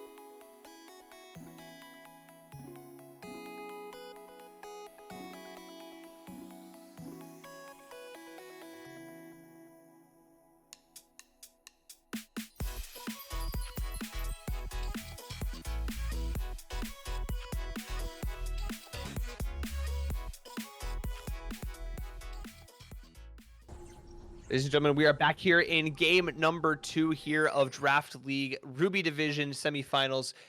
Spuds came up to a game 1 stomp here, or pardon me, not stomp, but game 1 barn burner as we look forward to game number 2. Both teams marching out here onto the rift. It is the Frogs currently sending 3 people into the bot lane while the Spuds are looking for a more standard 5-point. And just very excited to see how this game number 2 starts off here. Very excited to see how the Frogs can come back. And I believe we have a bit of a stalemate here as both these teams are looking forward to the next state of events. It's the Frogs right now who want to try and catch the Spuds with their pants down here inside of the brush to try and make a play happen. It was last game, if you do remember, that Mint and Show Them All started the game in that closest brush to the Frog side. So this time they tried to read that play. They weren't going to be so lucky. Show Them All and Mint not opting into going into that early brush there. So avoiding potentially having to use summoner spells or even worse dying, but we're going to see them clash right here inside of the brush. Is going to be the big engage there coming out. The double E is going to go forward. We'll show them all a chunk to half health. Starts firing there onto Versailles, starts firing onto Coach Pizza. Seraphine does get below half health here. KMZ continuing to go forward. Versailles gets knocked out even lower. KMZ has left the game for just a moment perhaps, as we'll show them all does begin to Certainly that's take a step forward. Or I guess not. I guess we just reconnect like men and just carry on forward anyways. Maybe. I don't know. Is that a pause? We'll find out here in a second. Yeah, I think it was a pause because it froze like this. Yeah, that's a that's a bit spectator bug. Yeah, we were just seeing the Nami like immediately run straight backwards. Definitely not the way that you want to pressure that advantage that you're beginning to gain there from the side of the Spuds, as now you do have Corky trying to reset the situation a little bit here, trying to regain a little bit of the composure from what was a very exciting level 1. You can see it was just a bit of misplaced confidence from Versia and Coach Pizza. That's Corky, man. That's also Nami as well. These two champions level 1 are so strong. We're seeing more trading. Versia going down to 20% or 30% HP. Corky runs this lane, man. If you don't get a double beat drop like you did right out of the bush to start the play, then the damage from the Gatling gun is absolutely incredible with the Conqueror stacking up as well. And so we see a lot of action bot side around the map. It's priority for Jody Jr. in the top side. Junglers starting on opposite sides of the map, so we could be seeing them pressure these opposite lanes on the opposite poles of Summoner's Rift. Does look to be so. Maybe the Frogs a little bit saying Tobex kind of got a little bit too out of control that last game. This time we need to do a better job of shutting him down early. This time we need to spend a little bit of jungle pressure up there. It could just be a jungle, General Shepherd, excuse me, deciding to just make the situation as best as he could out of where he started on the map. Either way, it is going to be the reset coming out here from Jody Jr. right away. So we're not going to be able to pressure this lane too much further than where they're at, as both these junglers pretty even in tempo, is slightly favored towards the Jarvan. Cactus Thief currently just getting the start, and lanes are mostly even. We could see a gank come through from Cactus Thief. Oh my goodness! Flash forward coming out from most of them all. Another one from KMZ. They do get the shutdown onto Coach Pizza. He gets locked down, unfortunately for them. Able to just walk away. Does not have to burn the flash. Versailles does have to burn both of his, but it is 2 big summoner spells here used for the side of the Spuds for nary a thing. Nary a drop of blood as Coach Pizza slowly getting some of that health back. This is so, I actually really love this from Show Them All to flash forward like that, find a massive trade. They're not doing what I was hoping they were going to do though, which was dive immediately after this, because look at Versia's HP and no summoners. This is a free kill. Basically, if it was decided from Cactus Thief to make their way down there, Ishtal's impact, there is no counterplay for Versia. That would have been an easy kill. So I thought they were trading aggressively to try and set up for a dive. They don't end up doing that, so maybe a missed opportunity here, and Versia and Coach Pizza can safely get back to base. But at the very least, I do like that aggression here, as General Shepherd trying to make a play in mid lane, wastes a little bit of time inside of that brush, reveals their position. Skadoosh is going to be A-okay. Yeah, I do like the look there, potentially seeing something if Skadoosh did step a little bit too far forward. But unfortunately for them, Skadoosh was just a little bit far enough away that he was able to step back. General Shepherd forced to go back to base here. Will be a little bit late on the reset, but fortunately for them, Cactus Thief is going to just go onto the same side of the map, so not going to be able to pressure a huge jungle advantage in that regard. but they will be first to this dragon here, spawning in just about 5 seconds, and it'll be first dragon going again, once again, into the way of the Spuds as they move the bot lane up, looking for this quick shutdown. See if they can get it, and if any type of contest comes through from the side of the Frogs, they're going to know that this is happening. They have dropped down the ward, and Coach Pizza's hovering around here on full vision of the Spuds. Moving down are both mid laners, so this is actually probably going to end up being a scrap. Whether they can get here in time for the steal or not is the question. Is going to be both mid laners coming down right away. Mollywops does get that bigger rotate there. You see Skadoosh, once again, just like last time, doesn't have the health bar, doesn't have the mana bar. Coach Pizza does get the double E one more time. That is going to be a stun onto Cactus Thief. Has to back out. Is going to be the dragon going over to the way of the Frogs here. A little bit too slow on that take, not able to secure it. What was a big play, what was a big advantage, suddenly flips on its head and goes the way of the blue side. I like, though, from Spuds, I think they made the call in the comms that their Aurelion Soul is out of mana and can't contribute to this play. So at best, it's effectively going to be a 4 versus 3 if they want to fight. So rather than trying their odds in that situation, dying and losing the Drake, they just back on up, they minimize their risks, and they give the Drake over. So very good for the Frogs because they do get the dragon. But Spuds avoid potentially not necessarily a game-losing mistake, but one that would definitely put the ball in the Frogs' court and give them that early advantage going forward.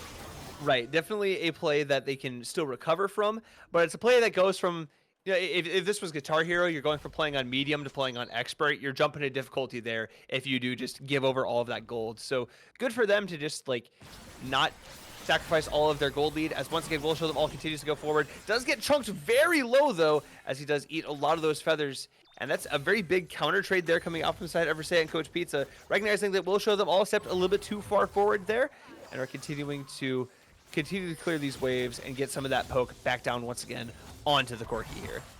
Maybe they thought as General Shepherd, they're looking for the Ornn. Gets the knock up there onto the Ornn, knock up onto the Tobex. Unfortunately for them, not going to be able to go too much further. Aatrox doesn't quite have the cooldowns, doesn't quite have the angles, so will be them securing these grubs, hopefully, potentially for them, as Tobex able to just walk away for now. I thought that, with Vertzia getting the Blade Caller on to Show Them All, chunking him down to 30% HP, they didn't want to finish off that kill. Like, personally, I'm killing the Corki right there. He's no flash. He's stepping really far forward. Maybe they thought Cactus Thief was in the area and that they were getting ganked. Hence the reason why Show Them All was going so aggressive, Valkyrieing forward like that. But getting very close to dropping there. Fortunately for them, though, Vertzia and Coach Pizza did not want to pull the trigger and make that play happen. As two grubs to the Frogs are looking for grub number 3, but no, the drive-by can't happen in the end. Cactus Thief can't get it. He's in trouble now. Drive-by is unsuccessful. This attempt does not fall for anyone. The big Jarvan Cataclysm, the big Jarvan EQ, the kill comes through. Assist over to Jody Jr. First blood over the side of the Frogs. It was a attempt on that third grub to steal it away. Tried the little drive-by that we see from the Skarner and the Zac, but couldn't quite make it into the wall to get out to the other side. Had flash, or maybe didn't have flash in that specific time period, and it just came back off of cooldown, but did fall in the end. First blood to General Shepherd. Frogs with the lead. We've seen this before here, Dean. Let's see this time with this small goal lead that they have in the early game. Can they balloon it into something more, and can they hold on to it as well as execute in the fights to come? In fairness, that's absolutely something that I do appreciate you for calling out there, because that is something that we have seen, just like we've seen Will Show Them All continuing to go forward, trying his best to make these plays happen, and at KMZ not quite able to land the CC to follow up. It does end up going okay for the side of Will Show Them All and KMZ here on the bot side, but unfortunately for them, they're just continuing to be aggressive and aren't finding really anything for it. This Corki is a very aggressive champion, and they're certainly playing that aspect of it well, but if you're not able to find these kills, and if you're not able to poke the enemy team out of lane, you're just kind of jumping too far forward for not a whole lot in response, as Versailles and Coach Pizza are slowly beginning to build a lead for themselves.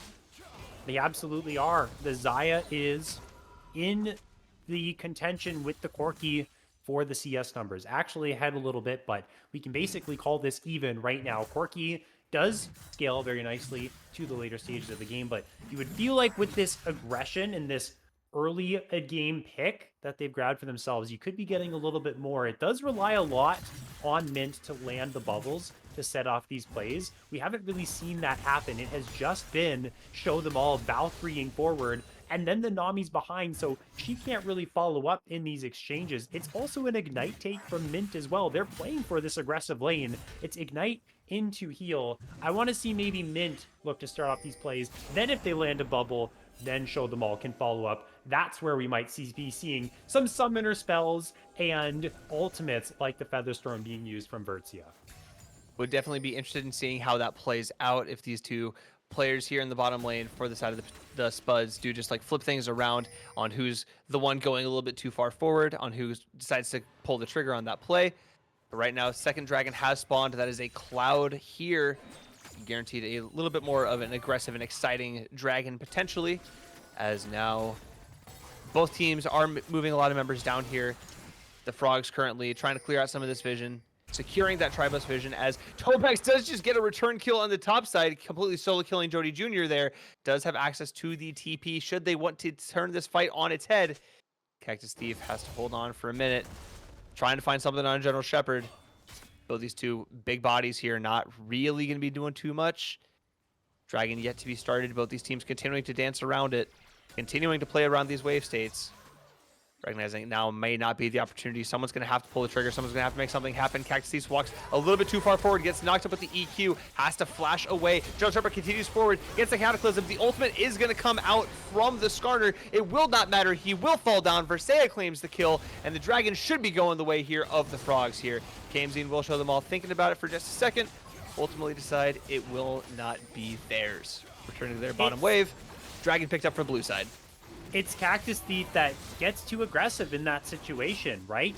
You have a solo kill in the top side. Tobex, again, having Jody Jr.'s number in this 1v1 on multiple different matchups.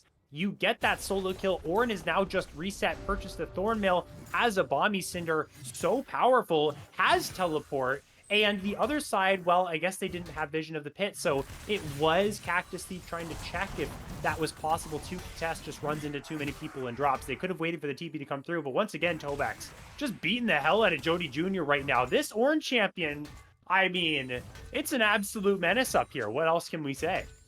This Orange champion is simply too powerful. This is twice now he has gone for the Thornmail in the early lane. This is twice now it has worked out for him. Not quite going to be able to interrupt the back there with that little pillar, but he will still manage to keep control of this lane now, shoving that wave under tower, so Jody Jr. has to spend the TP to come back, as the rest of his team not necessarily doing the best, but they still do have the knowledge that their top laner is kicking ass up there in the top lane, absolutely living up to his title as a demigod up against the Aatrox here.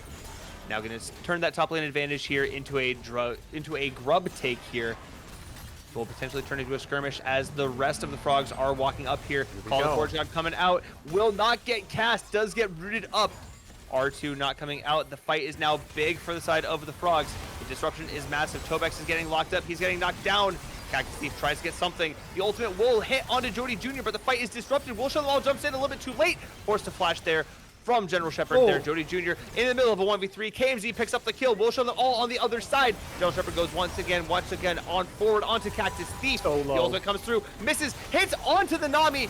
Call comes through. Skarner goes down one more time. Shut down there onto the Orin. Mollywops is massive. Mollywops finally knocked into the egg. The shutdown therefore I am Skadoosh. The egg will resurrect. Not in time. Will Show Them All picks up another shutdown. Big fight there. 3 for 2. Spuds come out on top and take some of the grubs with them. The grubs just despawn at the end of that play as well. That fight was so chaotic. Everyone from the side of the Spuds were so low.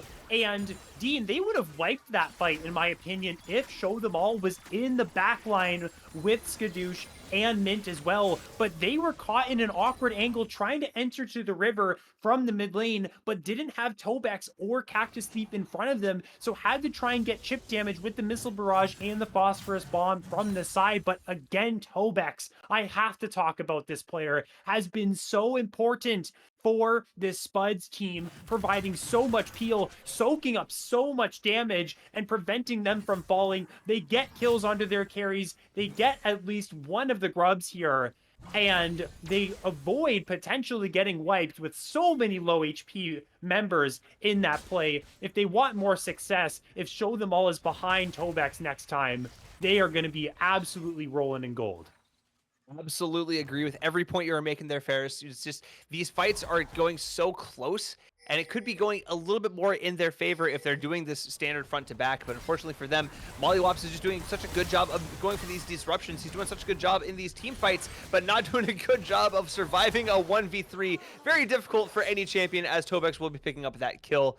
Potentially eyes on the Rift Herald now, as they are beginning to collapse here onto this top side. Aatrox trying to get something here onto the Corki, but Corki is currently able to survive, clear the wave, and keep himself in a safe position. Really? Bullshit will come through, call the Forge God a little bit overzealous, not able to find too much though, but will get them to back off as the top lane wave will get shoved in by Will Show Them All one more time, just before starting this Rift Herald. They should be able to grab this no problem. They have 4 people up here. Versia and Coach Pizza, they get first turret in response. So across the map, it's a fine trade for now for the side of the Frogs. Depending on the value that Spuds can get from this Rift Herald, it will determine how good of a trade this was. But again, yeah, Call the Forge God, not going to get a whole lot of value there for Tobex. But this Xayah for the Frogs. Versia, excellent CS numbers, hovering around 8 to 9 CS per minute right now, has the Essence Reaver completed. 1.2k, thank you to our observer for toggling to the gold, in the lead over the Corki. If Versia can free hit, can find key blade callers to get the root onto multiple people, that right now is the big win condition for Frogs. Definitely agree with that. Versia has had a fantastic game so far, currently at 1.5 massive items there, and even going back into last game, Versia was playing that game very well in all of the team fights that we found ourselves in. He's going to have to be looking for another huge one here as this wave comes to crash just before the Infernal Dragon spawns here. If they decide to look for it, they don't necessarily need to take it, but it would certainly help them accelerate the game in their favor a little bit more, as now the bot lane and the jungler beginning to walk in here on this dragon, looking for an angle in. Here we go. Going to be a big flip here coming out if they decide to go for it. General Trapper does manage to get in, does not manage to pick up the dragon. That's going to be picked up by IM's Kadoosh here on the Aurelion Soul. The ultimate goes wide. Seraphine not able to find anyone in her concert. General Trapper does find some in his Cataclysm, does get knocked down by the Aurelion Soul. Call of the Forge God comes through on the backside, picks up the Seraphine. Tofax, big once again, takes down Coach Pizza. 3v2, it's a scattered fight. Cat Thief pulls forward Jody Jr. to their grave. Double kill picked up here from the Aurelion Soul, and the Spuds flip a massive fight in their favor one more time.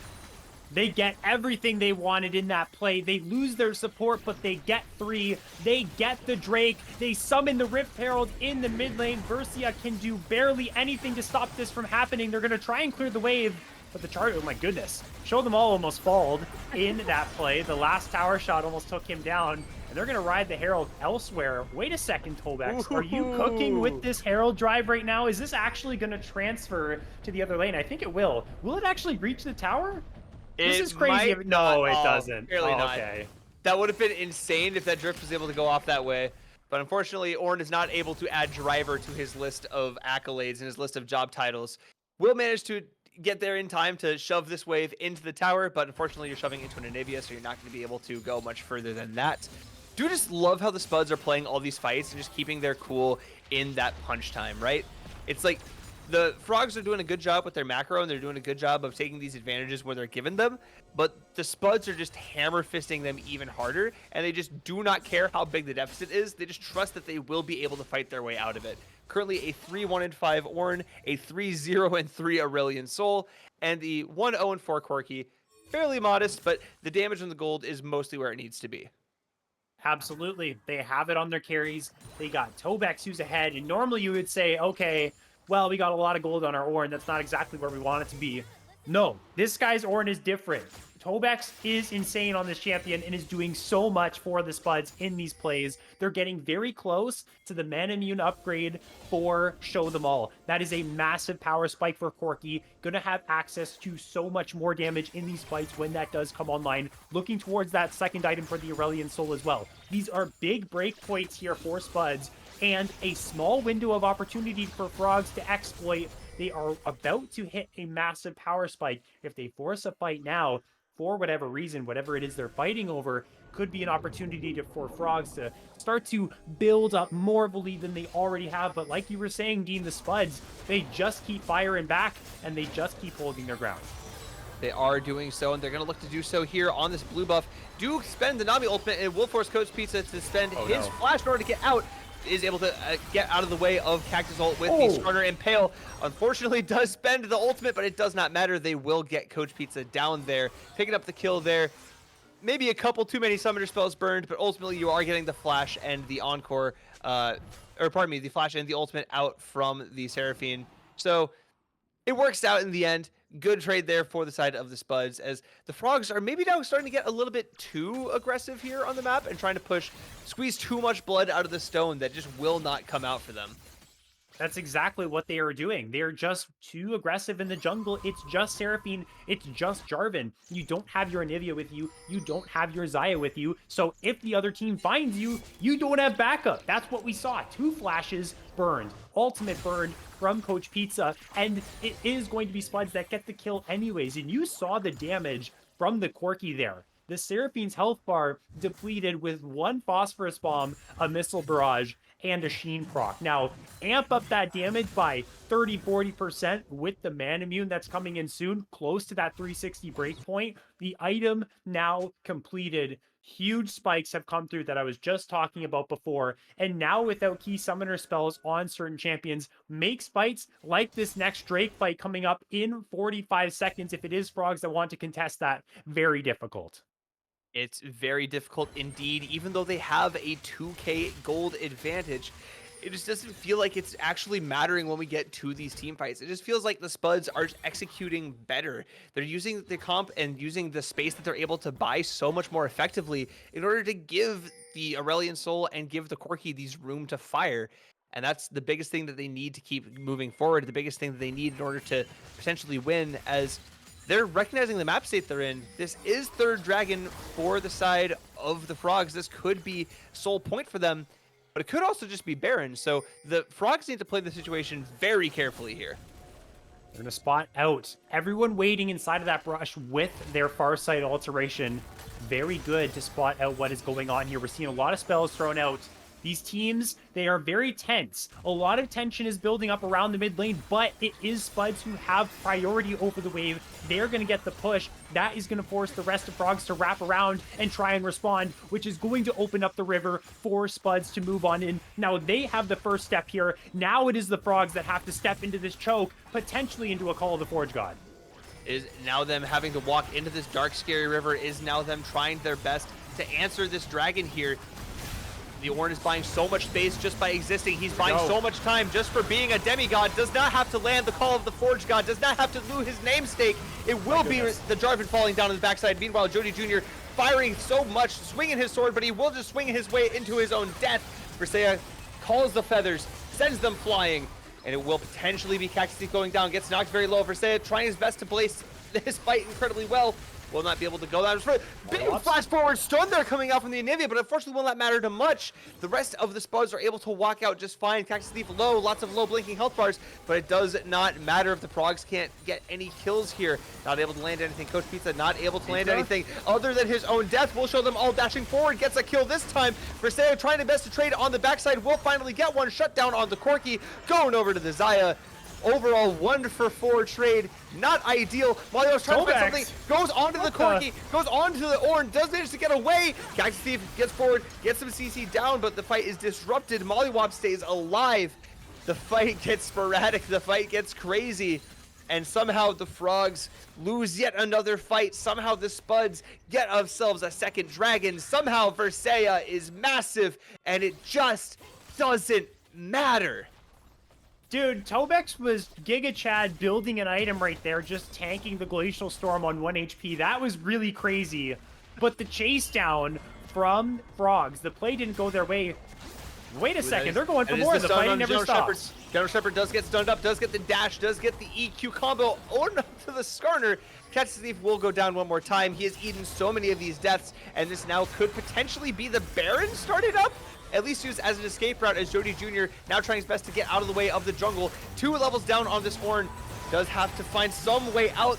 Orn will never call his hammer, he will never call his horn, but he will chunk down Jody Jr. Will manage to get that kill. Iron Skadoosh gets another one. Versailles goes down, the team fight is lost. General Shepard has to try to run away, Molly Wops has to try to run away. General Shepard will fall. Molly Wops trying his best to buy some time, by his own escape path, will get stunned up, knocked down.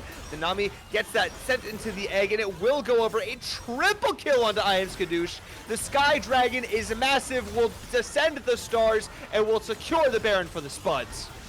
8-0 for Skadoosh now. I thought maybe it was Spuds going too far forward after they lost their jungler and they were going to overextend into a 5 versus 4 play, but they know their strength. They make it happen. They don't even get the R2 on the Call of the Forge God. They still are able to win out in this play. There's been so much action that has happening. There was a big shutdown that Vertzia before this play happened got on to show them all. So the Xayah was strong, but it isn't going to end up mattering there when you don't have the flash, you don't have the Featherstorm. This champion is so much more vulnerable. That's exactly what happened to Vertzia in that fight. Now we're 3 items here onto this Aurelion Soul. Is going to be missing out on a little bit of gold with the low amount of CS that they do have, but there's been so much fighting that the 8 kills is more than going to make up for that small deficit. Close to 3 items on the Corki right now. Dean, Spuds are in a fantastic spot here to pull out a Game 2 victory. Let's see if they can pull it home. Potentially does feel like some flashbacks of game number 1 here, as KMZ gets a little bit too comfortable with this gold advantage that they have. Feels a little bit too silly, as it does end up getting poked and caught out here by the gang here from the side of the Frogs. But even so, that death doesn't really amount to too much right now, as there's no objective on the map that they can swing that into. They've already taken so many of these outer towers that really the only thing they can try to push for is maybe a tier 2 in one of these side lanes. But both their side lanes are being matched really well here by the side of the Spuds, and they don't want to commit here onto this mid lane tier 3. So instead, it will just be Jody Jr. answering. It will be the Nivea answering the Ornn here on the top side. And the Frogs just, feels like they've kind of blown their load in a sense. Like they've already taken all of these towers, and now they just can't really push on to anything else. And now they're just getting pressured with this Baron buff here. And it's just kind of trying to stall out this buff here. They are going to have a lot more time to play with now that they did pick off that Nami, so that's very good. I'm seeing an interesting buy here. It might be pretty big brain from Show Them All. Serpent's Fang is going to be itemized into to negate all the shielding that Seraphine provides. Pretty smart. Yeah, I thought it was going to be the Collector, but the Serpent's Fang might have a lot of value. I'm also seeing now 2 items on Jody Jr., but level 12 on this Aatrox at the 27-minute mark, compared to Tobex's level 15, is just so weak right now and feels like it's really hard to get value from this Aatrox. But let's see what happens to Cactus Thief. Very hard to get value from that champion indeed. Very easy to get value from this Cactus Thief. Continues to enjoy so much soaking here on the Skarner. Continues to just be the body that absorbs all of these projectiles, absorbs all of this damage, as now for his team, he is the punching bag that they so desperately need. Their front line is strong. Tobex is massive here, forcing so many of these important CC cooldowns out from the Frogs before the fight can begin, as it now comes out. Tobex getting burst down, Tobex getting chunked down, not able to call Forge, got forced to flash out. Impale. Now trying to go for it, gets the massive impale, and his team gets a massive wombo combo here. Versailles does manage to go on to World Show Them All one more time, but he gets the return kill. Falls down in the end. Mollywops is getting CC'd by the Aurelion Soul. The Sky Dragon's massive. Double kills picked up across the board. Skadoosh picks up the last one, an ace for the side of the Spuds, as this game is going their favor. The 3rd dragon picked up, as this mid lane tier 3 should be theirs. The Spuds were torn on whether they should commit to the fight or hit the Infernal Drake, and the person that suffered the most for that indecisiveness was Tobex in the front line, taking so much damage, stuck in the Glacial Storm, rooted by the Blade Caller, still able to buy so much time, flash away, and buy enough space for finally the backline of the Spuds to unload in that play. Somehow Show Them All was all the way in the backside, but still was able to take down Vertzia. Still, they did not take down the Aurelion Soul, did the Frogs, so that 1,000 gold bounty still intact. They won the fight. They got the Drake. They are on Soul Point. They need one more for that quad Infernal Soul. The damage is going to be very real from this squad, and they inch closer and closer to that victory, especially now with all the ornaments rolling through for these priority targets. One of the things that the developers of League of Legends like talking about when they talk about playing the actual game is the idea of a power fantasy, right? What is the ideal, the total dream version of playing this game, of playing a champion? The power fantasy for Infernal Dragon is having quadruple Drake Infernal Soul, and the Spuds are one away from claiming that, which would be just the most satisfying thing to unleash upon your enemies, as now Tobex has just been so massive here, as well as Iam Skadoosh here on the Aurelion Soul. Just been borderline unstoppable here is this dynamic duo. And yeah, We'll Show Them All is kind of dying for their sins a few too many times, but it really doesn't matter when they can just walk under tower and then just pick when someone dies with all 5 people. We'll Show Them All does get chunked quite a bit, but it doesn't matter because he wasn't taking the tower aggro. They don't have the wave, so they just did it for fun. They just decided that Verzea doesn't need to live anymore, and they will continue their play as they look for 1 minute out from now onto this Baron. It's a really huge pick because now the most key member, if they fight right now, Frogs are trolling if they look for a fight right now. You have no ADC. Frogs feel very desperate. Tobex is able to get something off. They have very little sustained damage here in the team fight. General Shepard tries too far forward. He's running into the backline by himself, trying to buy some space, trying to buy some time. Mollywobs doing their absolute best to get anything off here, but will only fall into their egg. Consider it scrambled as this top lane tier 1 will finally fall, and the Baron spawns here in 15 seconds. A disaster for the Frogs here in this side of game number 2. What are they doing? They don't have their ADC. Why is now the time to fight? I don't understand what their decision making was, but they're going to suffer for it as they should. Their strongest member is gone. They're going to lose 2 towers. They're going to lose probably the Baron now as well. There's 5 seconds on General Shepard. Can try to get back, but maybe it is Spuds who think they're too low and the stakes are too high to flip the Baron right now. At the very least, they got so much gold put into their systems that they can now spend on more items. Very close to that death cap is Skadoosh. It might just be a really smart play from Frogs to try a Baron right now while they're coming back. Let's see if they can pull off the heist. This would be pretty good. Are going to try to rush this now. They do have their Verzea, they do have the Xayah, they have their marksman, someone who can try to chunk this Baron down, someone who can try to stack up this big burst here. It is going to be close. It is going to be low. It is going to go over to General Shepard. Cactus Thief jumps in. They're trying their best to escape. They will get consumed. Oh my! Wombo! A quadra kill coming out in the making. Triple so far for the side of Iam Skadoosh. Right now, Coach Pizza, the last one alive. 4 have fallen so far. The Seraphine will be next. Skarner reignites an age-old rivalry and will take her down. The ace coming out. 4 for Iam Skadoosh. 5 for the side of the Spuds. And surely this is game number 2 going to them. What a wombo combo. Holy moly. Skies descend. The whole universe descended onto the Frogs, paying for their sins and taking that Baron. It is the Spuds who decided that was not allowed, and they will now siege down the base and take game number 2. 14-0 for Skadoosh's Aurelion Soul. A statement game for this mid laner, and the Spuds take a 2-0 victory and put their opponents to match point. An incredible ending here from the Spuds here in game number 2. A monster fight. A great attempt for the Frogs, trying to find some kind of angle, some kind of opportunity, but unfortunately for them, they just walk into too many of these massive circle buttons from the side of the Spuds and do just end up getting wiped here at the end of game number 2. Let's break this down. Let's talk about kind of what some of the pain points were in this game, because honestly, I think that the solo laners were maybe the 2 biggest things for the Spuds here in this game. I would have to agree. Tobex again on this Ornn. I've said it a million times, but they are just so good at this champion, so good at understanding what their role is for the team. They're at the right moments to provide peel, to tank for the team. That moment around the Infernal Drake, the one where it got to the Spud's soul point, that was so important. Tobex tanked up so much damage for them and ended up being one of the sole reasons they did win that fight.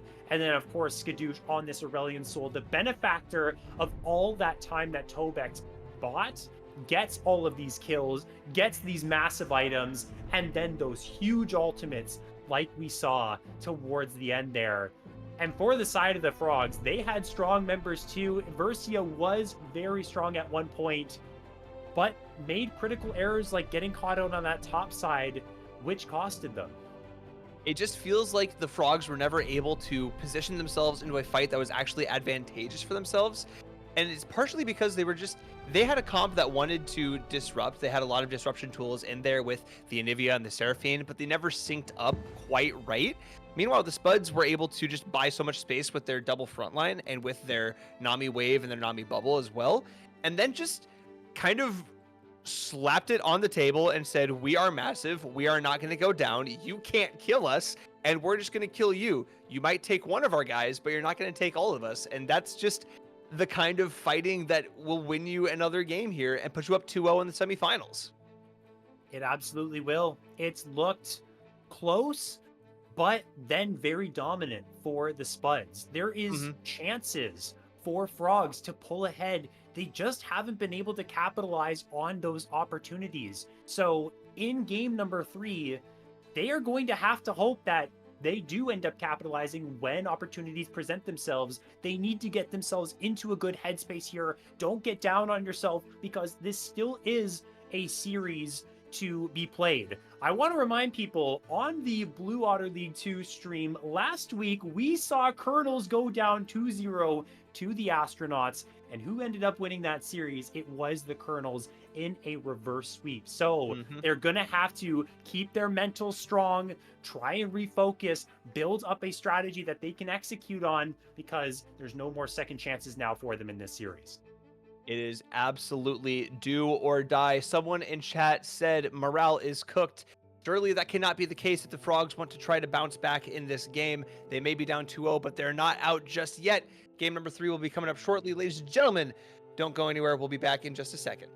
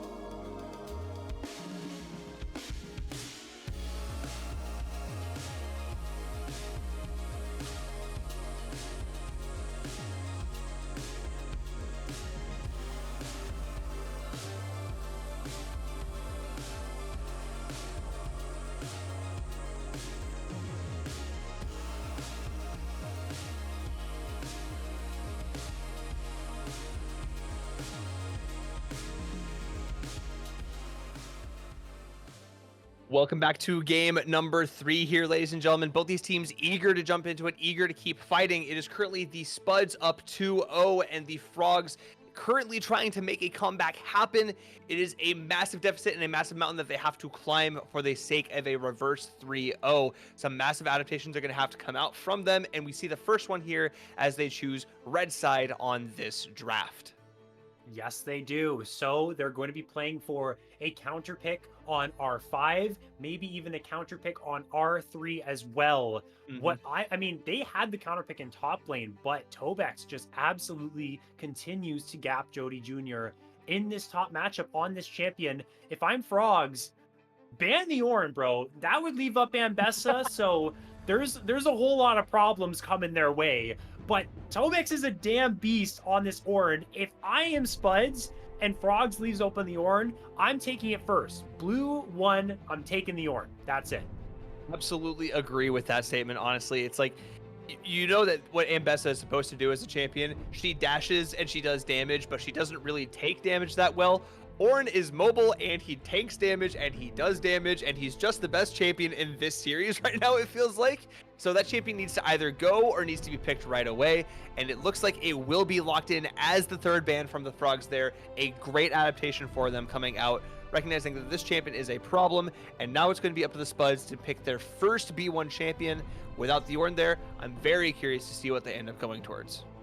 I want it to be the Ambessa, right? It was so good for them in that first game. They end up opting into the Tahm Kench instead. Another, if you've ever seen me cast before, you know that I talk about how broken this champion is right now, whether it's not so much in the top lane anymore as the nerfs rolled through for top lane Tahm Kench, but support Kench is crazy OP, something that Mint has played in the past. It does so much damage. It's like playing against a top laner as a support on a support economy. It's crazy. Yeah, for context of how broken Tahm Kench is, right? I do not consider myself to be good at this game at all. I played my first ever game of Tahm Kench in ranked and went like 3-1-28. This champion is stupid. He is broken. And I love that this is picked up here immediately for the side of the Spuds. We do see an answer coming out to massive hyperscaling late game damage carries in the Jinx and the Reliant Soul picked up here for the Frogs. So definitely leaning more into kind of that late game insurance policy, like, hey, we're going to get the late game. We're going to get big damage. As I do like that pivot from them, as we are going to be looking at potentially the Ambessa locking in and something else big and exciting here on B3. I'm worried for Frogs. They get themselves two champions who are very strong later on, but that's later on. Early on, you're going to struggle. Jinx, depending on what is picked up here for Show Them All in the bot lane, they could go for that Corki again. Tristana would be interesting, something that can be flexed into the mid lane as well. But also the Ambessa that the Spuds have gone for, which I love. It was so good for them in game one, can just, again, port onto that Jinx, port onto that Aurelion Soul with public execution. And it has been the Frogs that have been weaker with their team fight synergy thus far in this series. So I have my concerns, but if they can get to that later stage with these two champions, then they'll find success. Definitely going to be that way if they can try to get there. They do pick the Gragas as a champion that can potentially be a bridge of sorts, a champion that is once again a flex for them that can either go into the top lane, where a lot of people consider it to be uncounterable. I don't 100% agree, but I do agree that it is a very good blind pick in that role, as well as being a great jungler that can be a grid supportive ganking style for either of your hyper carry lanes here. So I do like that champion a lot. I do think it is a great pick that does leave room for flexibility as you go to R4 and R5, as you do see the Corki taken away, wanting to get rid of one of those more aggressive bottom laners here from the side of the Spuds. AD carry will Show Them All, as they will be getting rid of the Braum, setting that they don't want to show that one on the Rift at all. Now I'm wondering what the pick is going to be for Tobex now in this top side. I'm thinking maybe now this Urgot is open and available. Do Frogs want to opt into banning that one away? We also need to see what Skadoosh is going to play as well. I think this Tristana is going to go bot lane for Show Them All because of the fact that Skadoosh is such a primary mage player. But honestly, It's Frogs that think differently because they're the ones that are still banning those marksman champions. They feel like Skadoosh might be the one to pilot that Tristana in the mid lane on the other side, assuming that this is a Gragas for Jody Jr., who has played this in Blue Otter Draft. We've yet to see what General Shepherd and Mollywops are going to pull up as well. Mollywops has access to things like the Hui, that, or actually, no, the Hui is banned. The Anivia, which I mean, didn't do as great for them in the previous game, but could still, or actually, no, the Aurelion Soul's picked up. What the hell am I saying in this one? There is no He pickup for could. He could Mollywobs pick the Anivia. It will if they be. wanted to. Yeah, they absolutely. They will go for the other bird, though. They will lock in Rakan to complete their bottom lane now, just leaving the flexibility there with the Gragas in their draft. I do like how they are still continuing to ban those 80 carries to kind of make sure, guarantee that this Tristana will go into that bottom lane role, because it is a champion that, at least historically, has done very well into Aurelion Sol. With the state of all the nerfs, I'm not sure if that matchup is still as 100% favored as it used to be. But Tobex does slam the Urgot here. That is one of his signature champions. That is one he is best at, and that is a champion that is going to be massive for them. So they hope here on B4 going into game number 3. All that's left for them is to decide where Tristana will go. I think it's going to be the bot side. Yep, there it is. The mages are so good for Skadoosh. Shockwave from Orianna potentially, if they lock this one down, another fantastic team fighting tool. You can put it on Ambessa. She can be your ball delivery service there. Get onto the back line, make it happen. Right now, I mean, I'm not really a fan of the Frogs composition. They have solo engage Rakan right now. Gragas can engage. Explosive cast can be that first button to go. It's not the most reliable, and Gragas is normally creating space for the carries, which is good, but I need to see something to be that follow-up engage. Ooh. And the Rammus is a cook for sure. I love Rammus as a champion. He is one of my favorite fellas in this game. I call him the Speedball Special because what does he do? He balls, he goes fast. He's very good at that. And since you see these auto-attacking champions, you see the double marksman with the Urgot and the Tristana. You also have the Ambessa, who does quite a lot of physical damage. This is a champion who is very good into this triple AD threat sort of composition. So I like it in that regard, that it is a theoretical counter to some of the champions on the team. I don't know if I like it as a fit with the comp, because as it is right now, it's technically another form of engage alongside the Rakan, but I feel like it's not the strongest, and it's not why you pick the champion. It's going to be, yeah, it has really good synergy into a very heavy physical damage team from Spuds, but if it is going to be Skadoosh that gets super fed on the Orianna, like they got so fed on the Aurelion Soul in the last game, Rammus is going to be conflicted. You got a Thornmail, well, the Shockwave's going to take out half your HP, so that will be a problem. Their engage is very unreliable. People have to walk in a straight line at you, basically. Rammus is going to have to go in with the Soaring Slam. And then my biggest concern of them all, Dean, which I already hinted on earlier, is the protection of this backline. You have Ambessa, Tom Kench, Abyssal Dive can just go right through everyone towards that backline. Fear Beyond Death from Urgot, that's going to execute anyone below, 20% HP there. It's a scary prospect for this Jinx and this Aurelion Soul. Versia and Mollywops are going to need to have a masterclass performance to be able to be effective in this one. Absolutely are. They're going to need all the help they can get, be it a Thornmail, be it an Abyssal Mask potentially coming out for this Rammus here to try to help his team get as much damage as they can. They're just going to be in a very difficult situation, very hard for them to carry this game, but they're going to have to do it. They're going to have to climb this mountain. Meanwhile, for the Spuds, looking to close out 3-0. The potatoes are looking pretty good so far, so if they can close this one out, if they can close this up, it will be them moving on to the championship. It is their championship point. Ladies and gentlemen, this is what semifinals means. We'll be back in just a minute for pivotal game number 3. Don't go anywhere.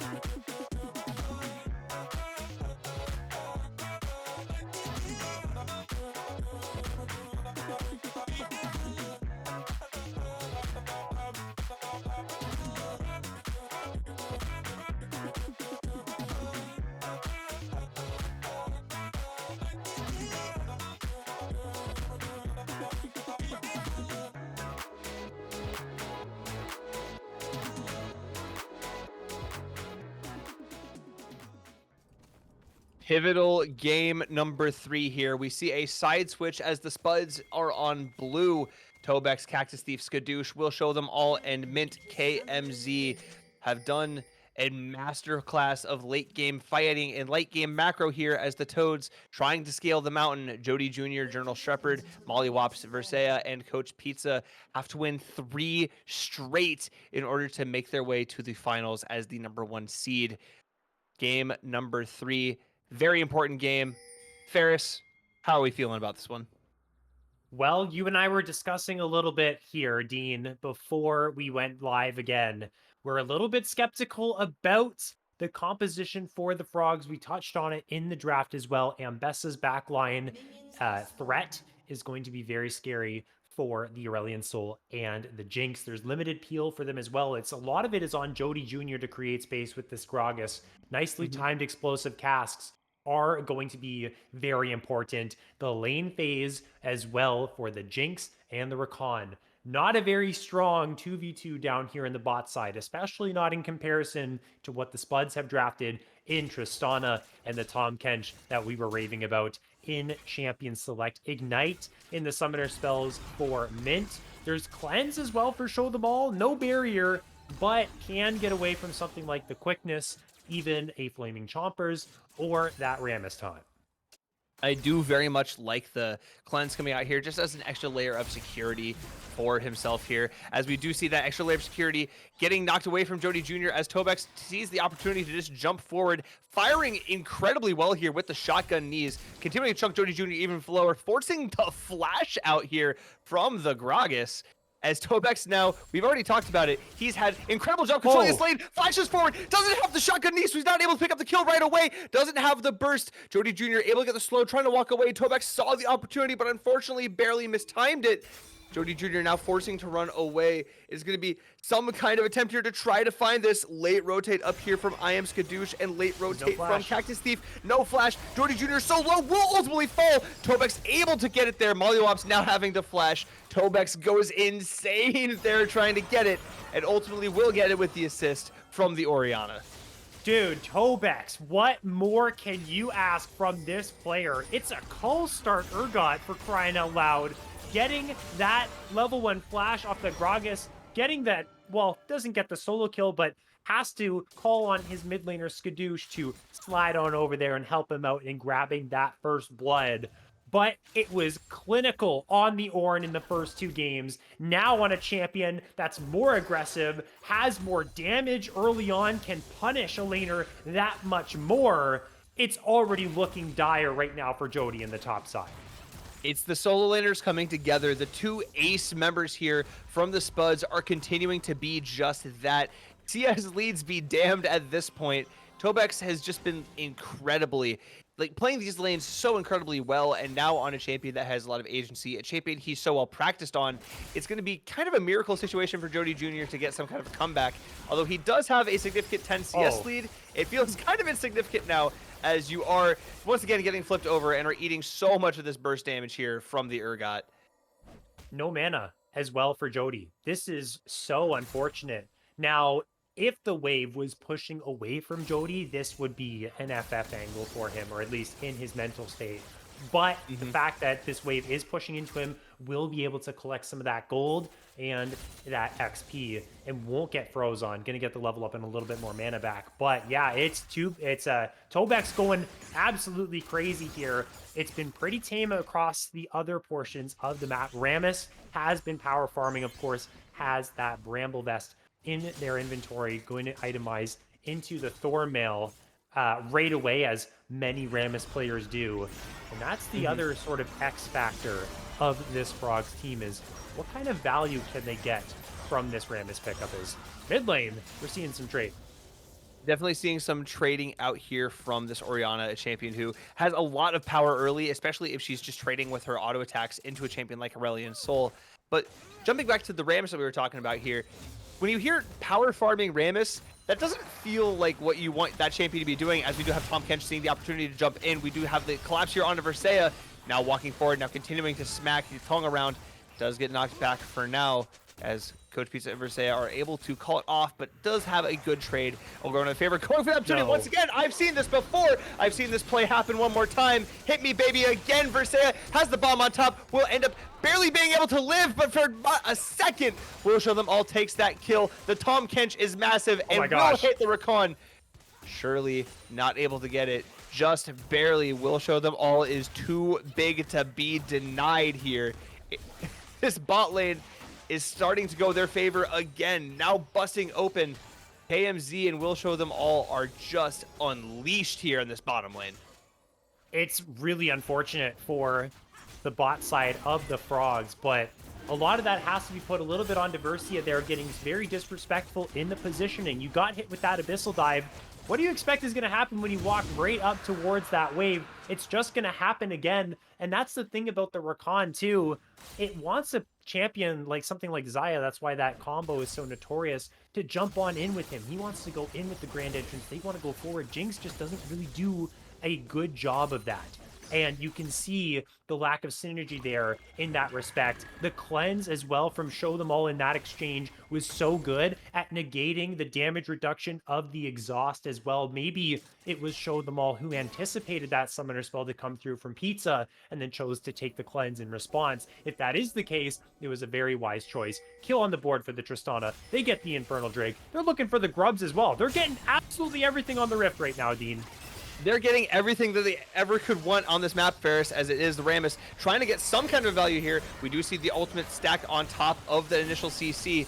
KMZ not able to get too much, but he does serve as an impromptu ball delivery system. Shepard does able to flash away as Cactus Thief is knocking down on these grubs, continuing to get these neutral objectives. You're trading some ultimates, you're trading some flashes, but it doesn't matter if you're not getting these objectives. And this is what's spinning the way of the Spuds, who are formerly losing these early games, now out to a 1K gold lead. It is, yeah, it's dire. It's bad. Like, well, actually, Tobex could have been in trouble there. Good flash to get out of tower range, and actually nicely done from Jody to utilize the aspects of Gragas's kit that can be so scary, which is that explosive cask. But normally we've been seeing trades here, Dean, in the neutral objectives. That's not the case this time. Coast to coast goes Cactus Thief and gets both. Tobex could be in trouble. Coast to coast goes the Rammus, jumping over, being massive here, but Tobex gets the ultimate, gets the execution there onto Jody Jr., trying his best, using the bushes, trying to survive, and it is going to be Ambessa jumping from halfway across the map, downtown, balling in here. We are professional NBA players, going for 3 points, do not land it though, as General Shepard is able to just ball up, curl up, walk away. Tobex continuing to slam on this top side. Cactus Thief eats the ultimate from downtown as well, so that Tobex can stay alive for another day.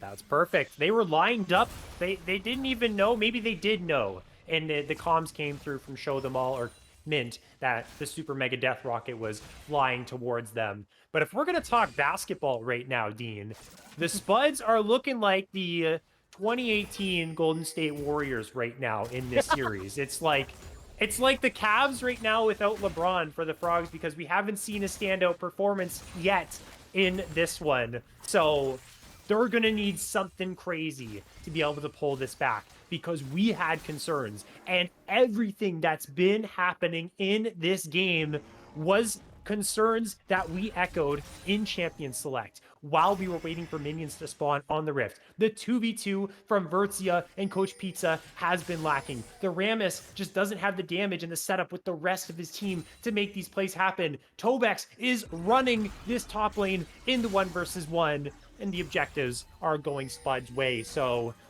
unless a monumental play goes in the favor of Frogs here soon, I expect to see the Spuds really start to get going and run away with this.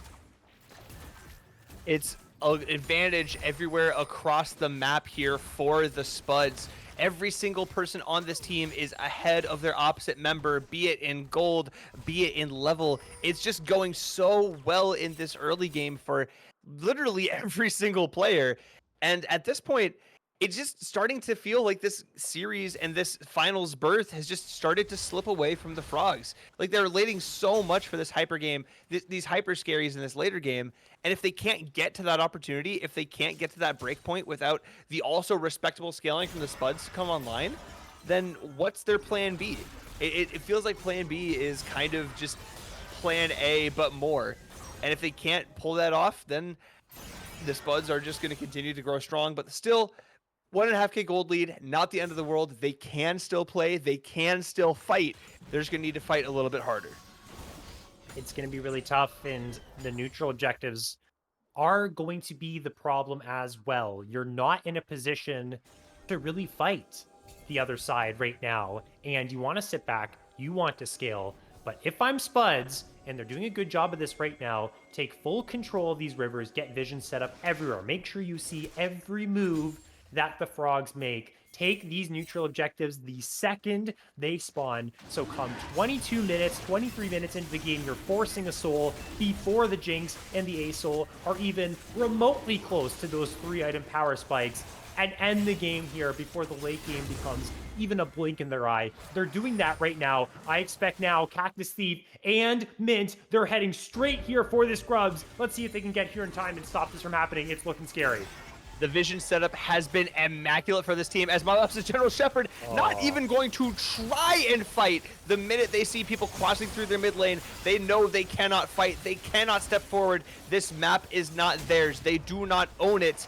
They do not have a shot at these Grubs, as it will be 6 going over to the Spuds. A massive advantage once again. 2 dragons, all 6 Grubs. This game is nearly on ice. They just need to play calm, close it out, and continue their setups. This is what happens when you have no winning lanes. This is exactly what happens. It is a really unfortunate prospect for the Frogs, but you don't have priority topside, so Tobex just walks down. You have the Tom Kench moving as well. We're seeing a 1 versus 1. Speaking of Tobex here in the top side, it is going to be the Gragas ultimate come out. The explosive cask is not explosive enough to deny the execution coming out once again from Urgot. The shotgun knees are far too powerful. He will devour the Urgot. He will devour the Gragas, rather, as KMZ starting to eat a little bit of this engage, is taking a little bit of the health bar, forced to flash. The big recon engage, big quickness coming out. Unfortunately, all it lands for is just a little bit of poke. Versailles not able to fire big enough. General Shepherd, just a body, not able to be enough. KMZ and Will Show Them all walk out after a flash is spent. Potentially a repeat here coming out from General Shepherd, but it will not be so. Coach Pizza, General Shepherd, Versailles tried their best, but it was not good enough. It will be We'll Show Them All in KMZ resetting. There's just no damage. There's simply 0 damage for them to offer. You basically had the Tom Kench exactly where you want him, and they just don't have the damage to take him down. It's not even close. Big fight here. Speaking of damage, though, it is going to be a lot of it coming out there from the Orion ultimate. The shockwave is massive. It will land on 2. Ambessa is massive. The ball delivery will do just that. Mollywops has to flash in order to live. The duo here from the mid jungle are just incredible here. Cactus Thief making a name for himself on this champion. Ambessa is the Lord of War for a reason, as she will storm this tier 2 with the help of the mid laner. It's just... Oh, we do get a solo kill. Okay, so it was Tobex. There's a caveat there. Tobex, it looks like, was sacrificing himself to get that tower down. He has the Hull Breaker. I haven't seen this item in forever. They just want to... He just wants to be that person that ignores the champions and hits the towers. So Jody, hey, gets the shutdown. In the grand scheme of things, likely not going to mean a whole lot, but they get something back for themselves. Cactus Thief can't take away this from. Probably has to play a little bit respectful and get on out of there. But at this point, it's all falling apart for the side of the Frogs. They can't get anything going for themselves. Speaking of the Frogs, though, that is the engaged. Coach Pizza trying his best. Will not get the Ambessa. She has too many dashes, and she has the Tom Kench behind her. We'll Show Them All walking forward, daring to challenge this. They recognize that they're in a 4v3 situation. We'll Show Them All still confident that he can escape, still confident that he is better, still confident in his ability to jump.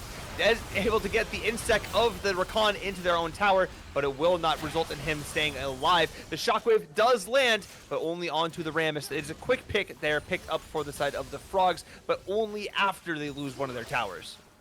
They're still down 4,000 gold, but it's something, right? They're still trying to make these plays. They do not want to just bleed out and lose here. So they are still fighting. Again, it's a very dire state, but they do have Jinx. They do have Aurelion Sol. Jinx is farming relatively well. You know, it's a throwable game. Crazier things have happened in League of Legends, but the gold, oh my goodness, topside 2,000 in the lead for Tobex. That is absolutely crazy for the 15-minute mark, but shutdowns will accumulate. It was already one gobbled up by Jody, but if you get a couple in a miracle play onto your A-Soul, who is still deathless in this game, there is hope, but with 6 scrubs and a Tristana like we've been seeing, it's going to be so hard to keep those towers alive. It is a 2.1k gold advantage for Tobex, the richest man in the game by a mile. Dear God, how do you kill this man at this point? We already mentioned that he has the Hull Breaker in order to kill towers, but he's clearly not having a problem killing champions at all. And the rest of his team is just able to help him with both of those goals. The Ambessa and the Orianna able to help with the team fighting. The Tristana able to help kill any objective she sets her mind to.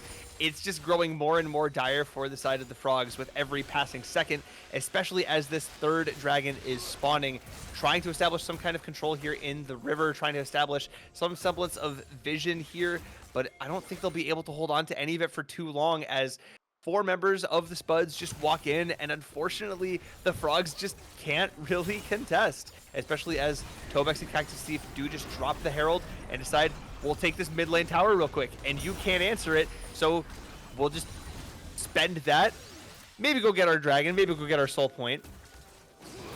It's as if there's been clinical. Yeah. Absolutely clinical from them. And a fight, maybe an offense is going to be mounted here from Frogs. Let's see what they can do. They do try to go onto Tobex, who does just jump out right away. Whoa, show them all? Comes out. We'll show them all. Tries to a little bit too hard. We'll show them what now? We'll show them your own grave.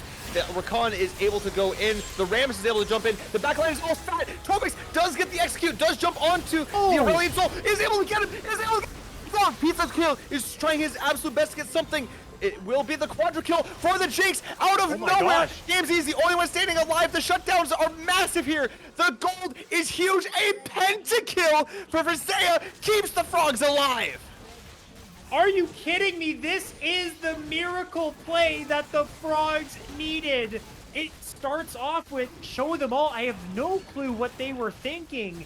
Just jumps into 4 people, basically runs it down, and that starts the first reset for the Jinx. It was a good effort from Cactus Thief and Tobex to try and bring it back after that, but the Jinx was too strong. 5 whole kills, pentakill. I did not have that on my bingo card for this game, especially not at the 18-minute mark, maybe at the 40-minute mark if this game even ended up going there, but right now, pentakill for the Jinx, insane stuff. That is the miracle play that you needed for the Frogs. They get the dragon. They have their confidence back. Their series is still alive. So, Ferris, come here. I want to say I have this theory, right? Having a gold lead in this series is actually a debuff, because every team that has had a gold lead so far has just started inting around third dragon. So you just need to stop having a gold lead at any point in the game, because We'll Show Them All is just going to do crazy stuff like this. Does chuck Visaya to half health, but it unfortunately doesn't amount to too much more. Does spend the flash though, so they are able to keep that going forward. 2 flashes burned on the side of the Frogs, as it is traded for the Tristana. So that champion is incredibly safe. She should be able to survive through this situation, but now they're going to need to start turning that into some tower objectives, as Tobex able to walk away for now. Doesn't end up needing to expend any more of his cooldowns. His cooldowns are not there yet, but he's able to walk away with his life. What a aggressive play from Show Them All in the mid lane, and I like that for the reason that you get the Jinx flash. Now she's really immobile. Now you can bring her down in the next play, and they are still ahead, right? There is a massive play that happened, but they're still a 3,000 gold lead. So keep playing with aggression, keep looking for these picks, and they can bring it back. Definitely looking for another aggressive play here as Jody Jr. tries their best, dropping the explosive cask, but it will not be explosive enough to stop the two here. The Tom Kench and the Urgot are big enough, too big to handle. Jody Jr. will fall. Tobex picks up another kill. He is still massive. You still need to respect him. The 3.5k gold lead for the side of the Spuds is still massive. The Jinx is the president. Protect the president. That is the mission of General Shepard. That kind of fitting, right? That he's a Yeah. general, should be Right. protecting the president right there. Right. That's pretty awesome. And Versia has to put on still a stellar performance, even with this large amount of gold that's just been injected into them. They have to position correctly. There are still massive threats on the side of the Spuds. But kills like that on a Jody, as we'll see if Mollywops, can they make it out of this? It doesn't look like it. Ooh, the geometry is coming out there from Cactus Thief. Expertly does force the flash out of Mollywops. They do think they have the kill there, but unfortunately it is not meant to be so. Cactus Thief does have to burn the ultimate, but in reward you get so much ahead of this third Drake here. For 2 minutes that will be down. For 2 minutes that Dragon will spawn and Aurelion Soul will be vulnerable. Big pickup there from the side of the Spuds. It's a huge window. 2 flashes on both primary carries for the Frogs are down. 1.5 minutes onto the Cloud Drake. Hear me out, and this is very important if you are the Frogs. Do not contest this next Drake. Do not. Your Jinx is on BF Sword, so close to Infinity Edge. This is not the soul for the Spuds. It is not the end of the world if they get this Drake. If you fight now and lose your carries when they don't have flash, it could be detrimental. Speaking of no flash, that Rakan flashless as well does get knocked up, does get knocked around a little bit, but able to get out alive. Skadoosh burns the ultimate. That will be back up in time for the Dragon, so nothing too crucial burned there. KMZ no ignite. That could prove to be a small difference maker. We'll be curious to see how that plays out in just under a minute now, as both these teams are setting up for this third Dragon. And let's see what the call is from the Frogs.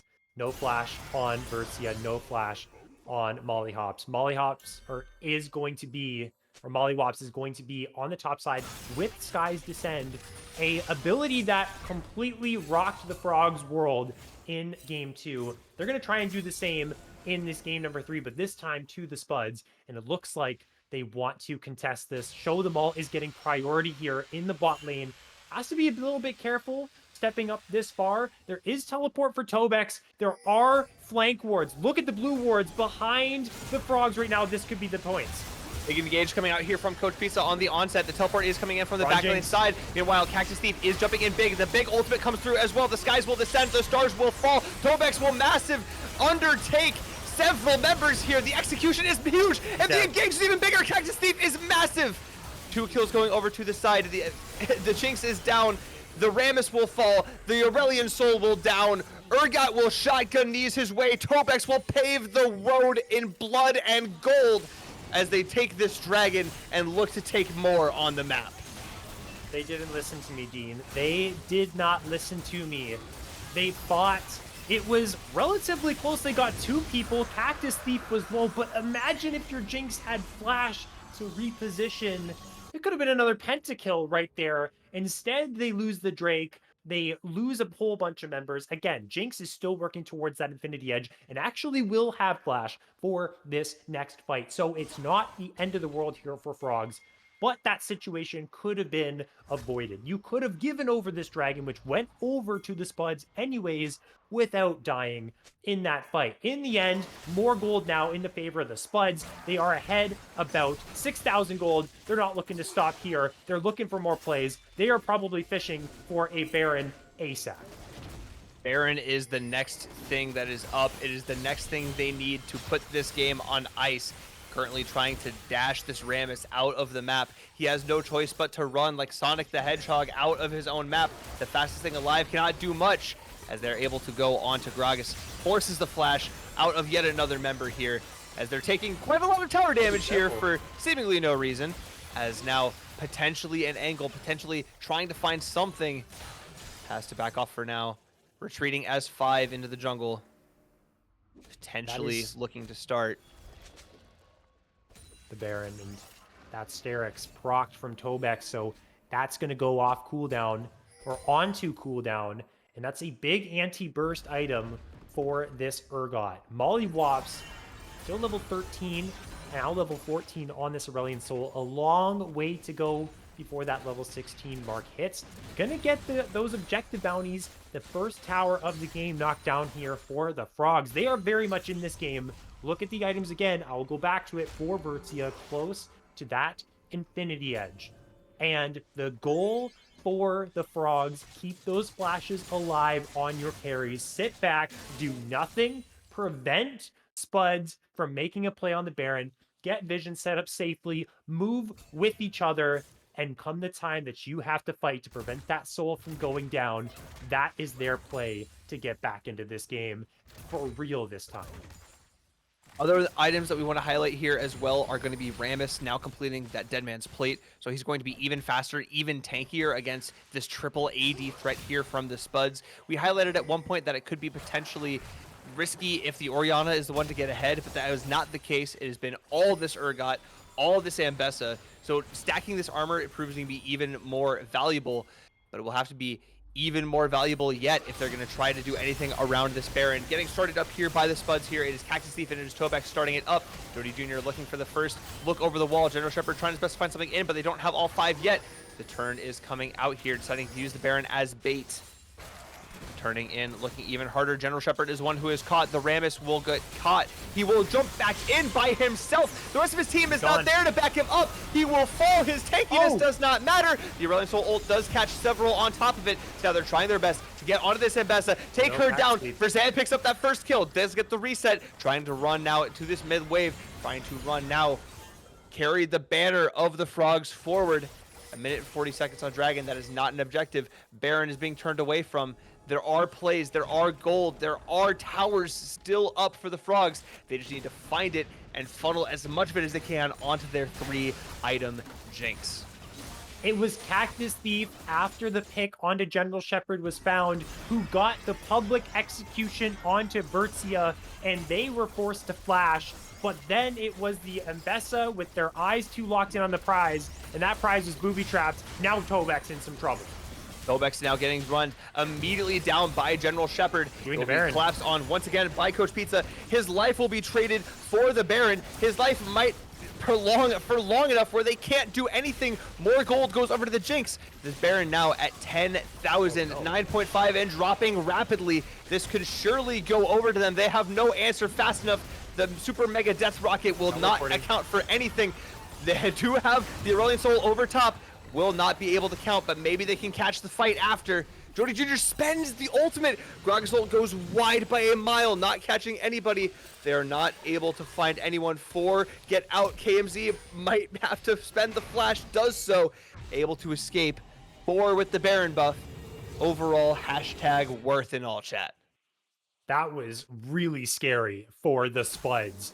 They were low. They had no jungler. I saw half HP on Skadoosh, show them all, and the Baron was at 8,000 HP still. I was envisioning a Danny, Evil Geniuses, Team Liquid, LCS final type moment on the Jinx around the Baron. Didn't end up getting that though, so we got a flashless Jinx. We got a soul spawning for the Spuds. This is their moment to put this game away now, and for the Frogs to save theirs. This is potentially the final fight of the game, potentially the final fight of the series. It will start with Tobex trying his best to live. It will start with Cactus Thief delivering the shockwave into the backline. Mollywops the explosive casting is massive to buy space, buy time. Versailles is missing. Versailles is low. Versailles is down. It will be Coach Pizza getting knocked down a little bit more, a little bit further. Tristana double kill. Mollywops has to run away. All 5 of the Spuds are standing. The Dragon is theirs. The Soul is theirs. The game surely will be theirs. Still have a lot of towers to eat through, but this Soul will be so helpful in tracking down these slippery carries from this side of the Frogs. The extra movement speed on the Urgot, on the Ambessa. Picture as we see Jody, he's devoured, he's probably dead. Imagine here, Dean, a Ambessa public execution with that Cloud Soul movement speed on top of the 60 trillion dashes, and you're a flashless Jinx. Oh no, this Anvessa is just going to devour any AD carry that she chooses. She is going to just roll the map at this point. This is the ultimate solo queue power fantasy nightmare that you don't run into, that haunts people's nightmares. Pair that with a 10-3 and 5 Urgot. Pair that with a recently massive 5-3 and 5 Tristana. You just cannot walk anywhere on this map. This game is so incredibly difficult. They're holding on through a 9K deficit, but it's the more you stack up every single advantage, the harder and harder it looks, to the point of nigh impossibility for the side of the Frogs. I will say, at this moment, 30 minutes in, 3 items on Jinx, close to 4, and 3 items on Aurelion Sol. You have the Soul for Spuds, but you are on a very big timer. They need to end the game within the next 5 minutes. It might end up happening around the Elder Drake, but that's a really scary prospect because Jinx and Aurelion Sol should have Flash for that fight, barring a massive mistake here.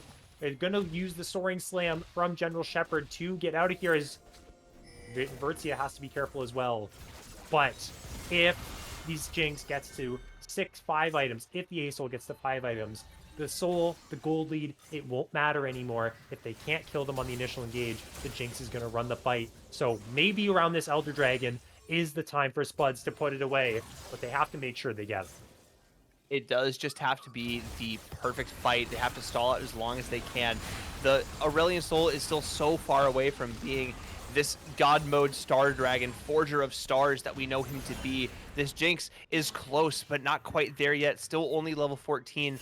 Still down 1 more item ahead of their opposite member, but not big enough to put this game on her back. There's just a lot that needs to be done, a lot that needs to be accumulated, like you're saying there, Ferris. And now they have to try to hold on just a little bit longer. Versailles needs to hold on just a little bit longer, as they're now shoving waves into their base, trying to farm these waves close to their own tower, waiting for flashes to come off. Yeah, they just can't siege. The Jinx just does too much damage. The Aurelion Soul clears way too fast. I'm actually starting to see a massive problem here. That will be a big shutdown onto Tristana. Very big pickup there from Mollywops. Very bad overextension from Will Show them all. And that is going to be some much needed gold into the Aurelion's pockets. Yeah, this is actually looking now. We thought maybe, and I also thought, that the Soul would be the be-all, end-all here, but I think time is up right now for the Spuds. This Jinx does so much damage. She's on 4 items. She's happy. Aurelion Soul's on 3 items. You saw when they were trying to siege, her rockets are chunking these people to half HP with just 1 or 2 of them. She's online right now. I'm honestly, if I'm this Jinx, I'm buying a Guardian Angel, and I am winning this game for the Frogs. And we definitely could see that right here. I would say at this point, unless Elder Drake is clutched up here by the Spuds, it is slowly slipping away from them. It's definitely starting to feel like if you can't close it out now, when will you? You're giving the Frogs more time, more of an opportunity just every minute you don't end this game. And now this tower is still standing. That's even more gold that can swing into their pockets. That's even more gold that you're giving to this Jinx and to this Aurelion Soul, who are just becoming more and more difficult to deal with every waking second. Now having to walk away, having to look for one more angle. The Frogs trying to hang on. The Baron, it's priority here. They're using, I really don't like that. I really don't like that. That's a huge ultimate now. You just used to cancel a Recon. But who cares if you cancel the Recon right now? He's just gonna, okay, fine, I'll just stay and fight. Now that's a huge ultimate that's down. We're going to see the fight here. Fight is now coming out. This is going to be the big swing that swings the entire game. Mollywops is far from the fight, but he has some way to get back in. He can still fly. The Baron is still aggroed. It's still fighting. It's still firing. Now the call is undecided. Tobex is in on the front line. General Shepard is getting swung at. General Shepard is at half health. Coach Pizza is the one to jump in. Gets the charm on so many members before Will Show them all finally takes him down. That's going to be the Ram is going down as well. Versailles still waiting for that reset. Versailles still waiting for something. Has to flash away. Tobex trying to gun down. Jody Jr. trying to peel. Now holding off for just a second. The fight has a pause. It's so close. Versailles. One slight overextension. If the It would Spuds have kept been. going It for would it have been there. the reset. Oh my goodness. Yeah, we're on the same wavelength there. If the Spuds kept walking forward, the Versailles gets the ace, he gets that reset, and he just wipes from there. So both teams resetting, both teams have to call a deep breath, and it's better for the Spuds. They are able to get on the map first, and they are able to secure the Baron. You would have to think, unless we get some more shenanigans. This is dangerous, though. They shouldn't force 5 versus 3. They should just give away this Baron. All the targets, though, are onto Jody Jr. Will show them all is looking way too hard onto that. Does get the kill, but he does end up getting CC'd up in the Where's back he line. going? This gets knocked down by Mollywops there. That's more gold to the Aurelian Soul. That's a big kill there. They lost a lot of their damage, but it doesn't matter because it will go over to the Ambessa. Does secure the Baron buff, but it is at the cost of your main DPS. It is at the cost of one of your more consistent damage dealers. Tobex does a lot. Tobex is massive, but he can't carry the entire load by himself. The Recon goes in one more time. Versailles on the backside. It is now having to be massive. The ultimate comes through, does go onto Tobex. Versailles gets knocked up on the backside of KMZ. He can't go down. He cannot be the one who falls, but he does. KMZ is huge. The fight comes through. The shockwave is massive. Skadoosh is massive. Mollywops goes down. Tobex once again, far too big to handle. Double kill over to the Orianna. The Spuds get everything they need. Kill everyone they have to. They march down this bottom lane. They use their Baron buff. They get what they need to. They get this tower. They will take game number 3. What a crazy exchange. So tense around the Baron. Show them all jumps in the wrong direction. Ends up falling. It's a 4 versus 4. But they pull the trigger, does the Frogs. And they don't get their prize. Jody Jr. is going to fall. The Nexus Towers will fall. They made it close. I'll give them credit for that. But the Frogs will drop in 3 games. And the Spuds will be your Ruby finalists. The Spuds were massive when it counted. Games 1 and 2, they owned. Game 3, they bounced out where they had to. They knew they could not give that fight over to the Jinx. They knew that that was not where they fight. They knew that is not how they end.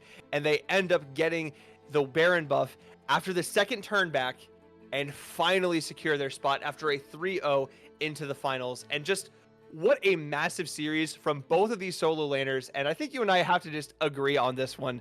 Tobex was the MVP for the Spuds. Just created so much space on the Ornn and was just nigh unkillable even on the Urgot. Just did so much work for his team.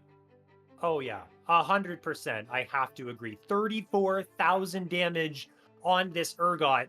Built the Hull Breaker, but ended up being the team fight hero, along with some fantastic Abyssal dives from Mint as well. Specifically, the last one that connected onto Versia when they had no flash, they had no AD carry, and they got Versia. They won that fight. It didn't have to go to Elder, but Tobex beasted out that entire time.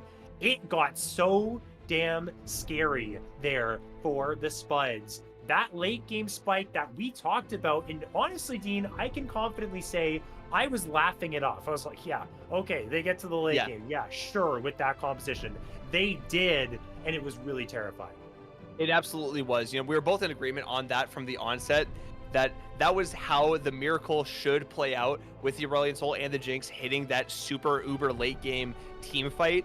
They finally got there, but unfortunately it just came after they had already bled so much gold and so many advantages that it was hard for the Spuds to close out, but ultimately not impossible.